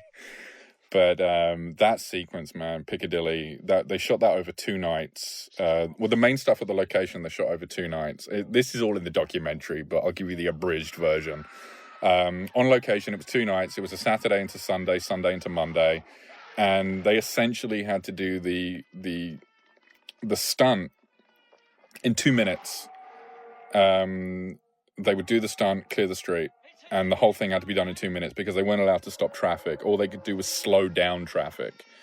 And it's just unbelievable the amount that they got done. You know, they'd have extras and production assistants to keep extras at bay, so that nobody got hurt. And then the rest of it, all the close-ups and all the, Blues Brothers, Redux, car crashes were all done at an ex-airport in Weybridge. And Les Dealey did a remarkable job of replicating the corner of Shaftesbury and Piccadilly, but only like a story high.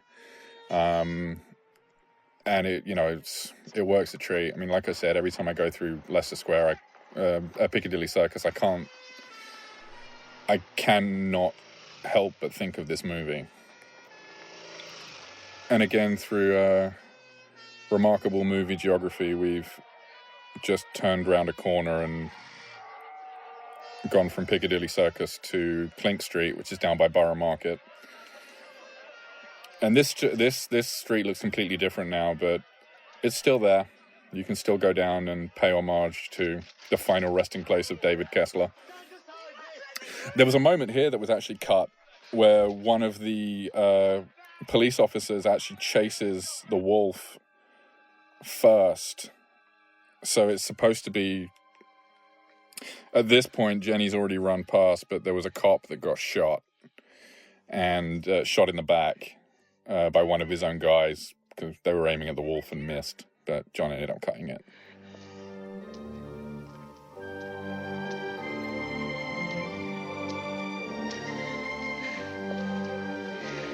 David, they're going to kill you. This is such a wonderful moment as well. And when John was directing Jenny, because Jenny had, you know, she had the understanding that, you know, she was this character that fell in love with this conflicted, confused guy who was, you know, thought he was a werewolf. But when it actually came to saying "I love you" to a werewolf, you know, she didn't actually.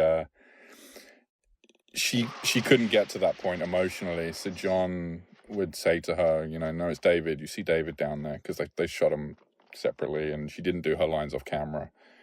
So she didn't actually know that she was saying that to the wolf until she saw the finished picture. But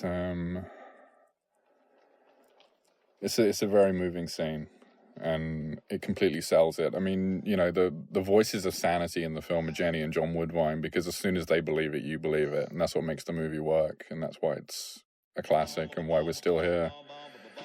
And yeah, so that's An American Werewolf in London. And one of the things, I said it again, one of the things that's remarkable about this film, the ending of this movie always upset a lot of people. The fact that it just ends, and, you know, there's no like closure. Well, of course there's closure. David was the werewolf, he's dead, end of story. And I remember Eddie Murphy telling a story about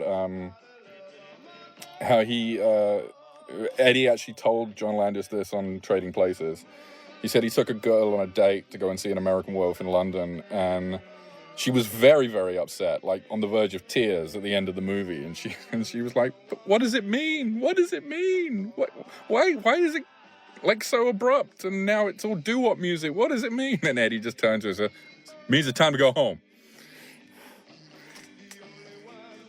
But yeah, that's An American Werewolf in London. And, you know, here we are, 38 years later, and it still holds up. And, you know, I don't think that we'll ever have a movie with practical effects quite like this.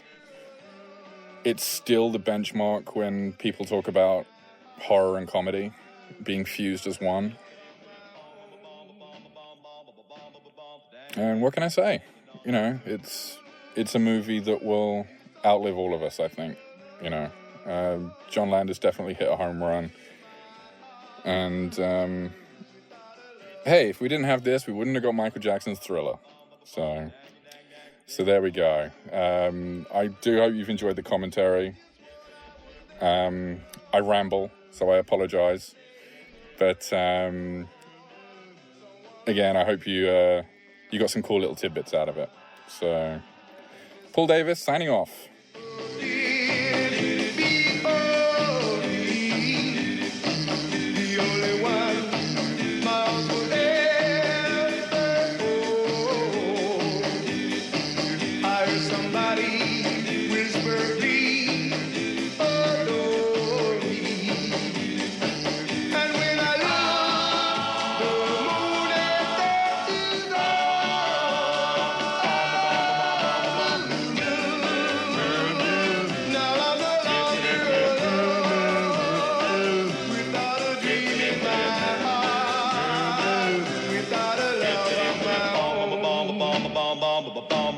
Dang, dang, dang, ding, dong, ding, doo.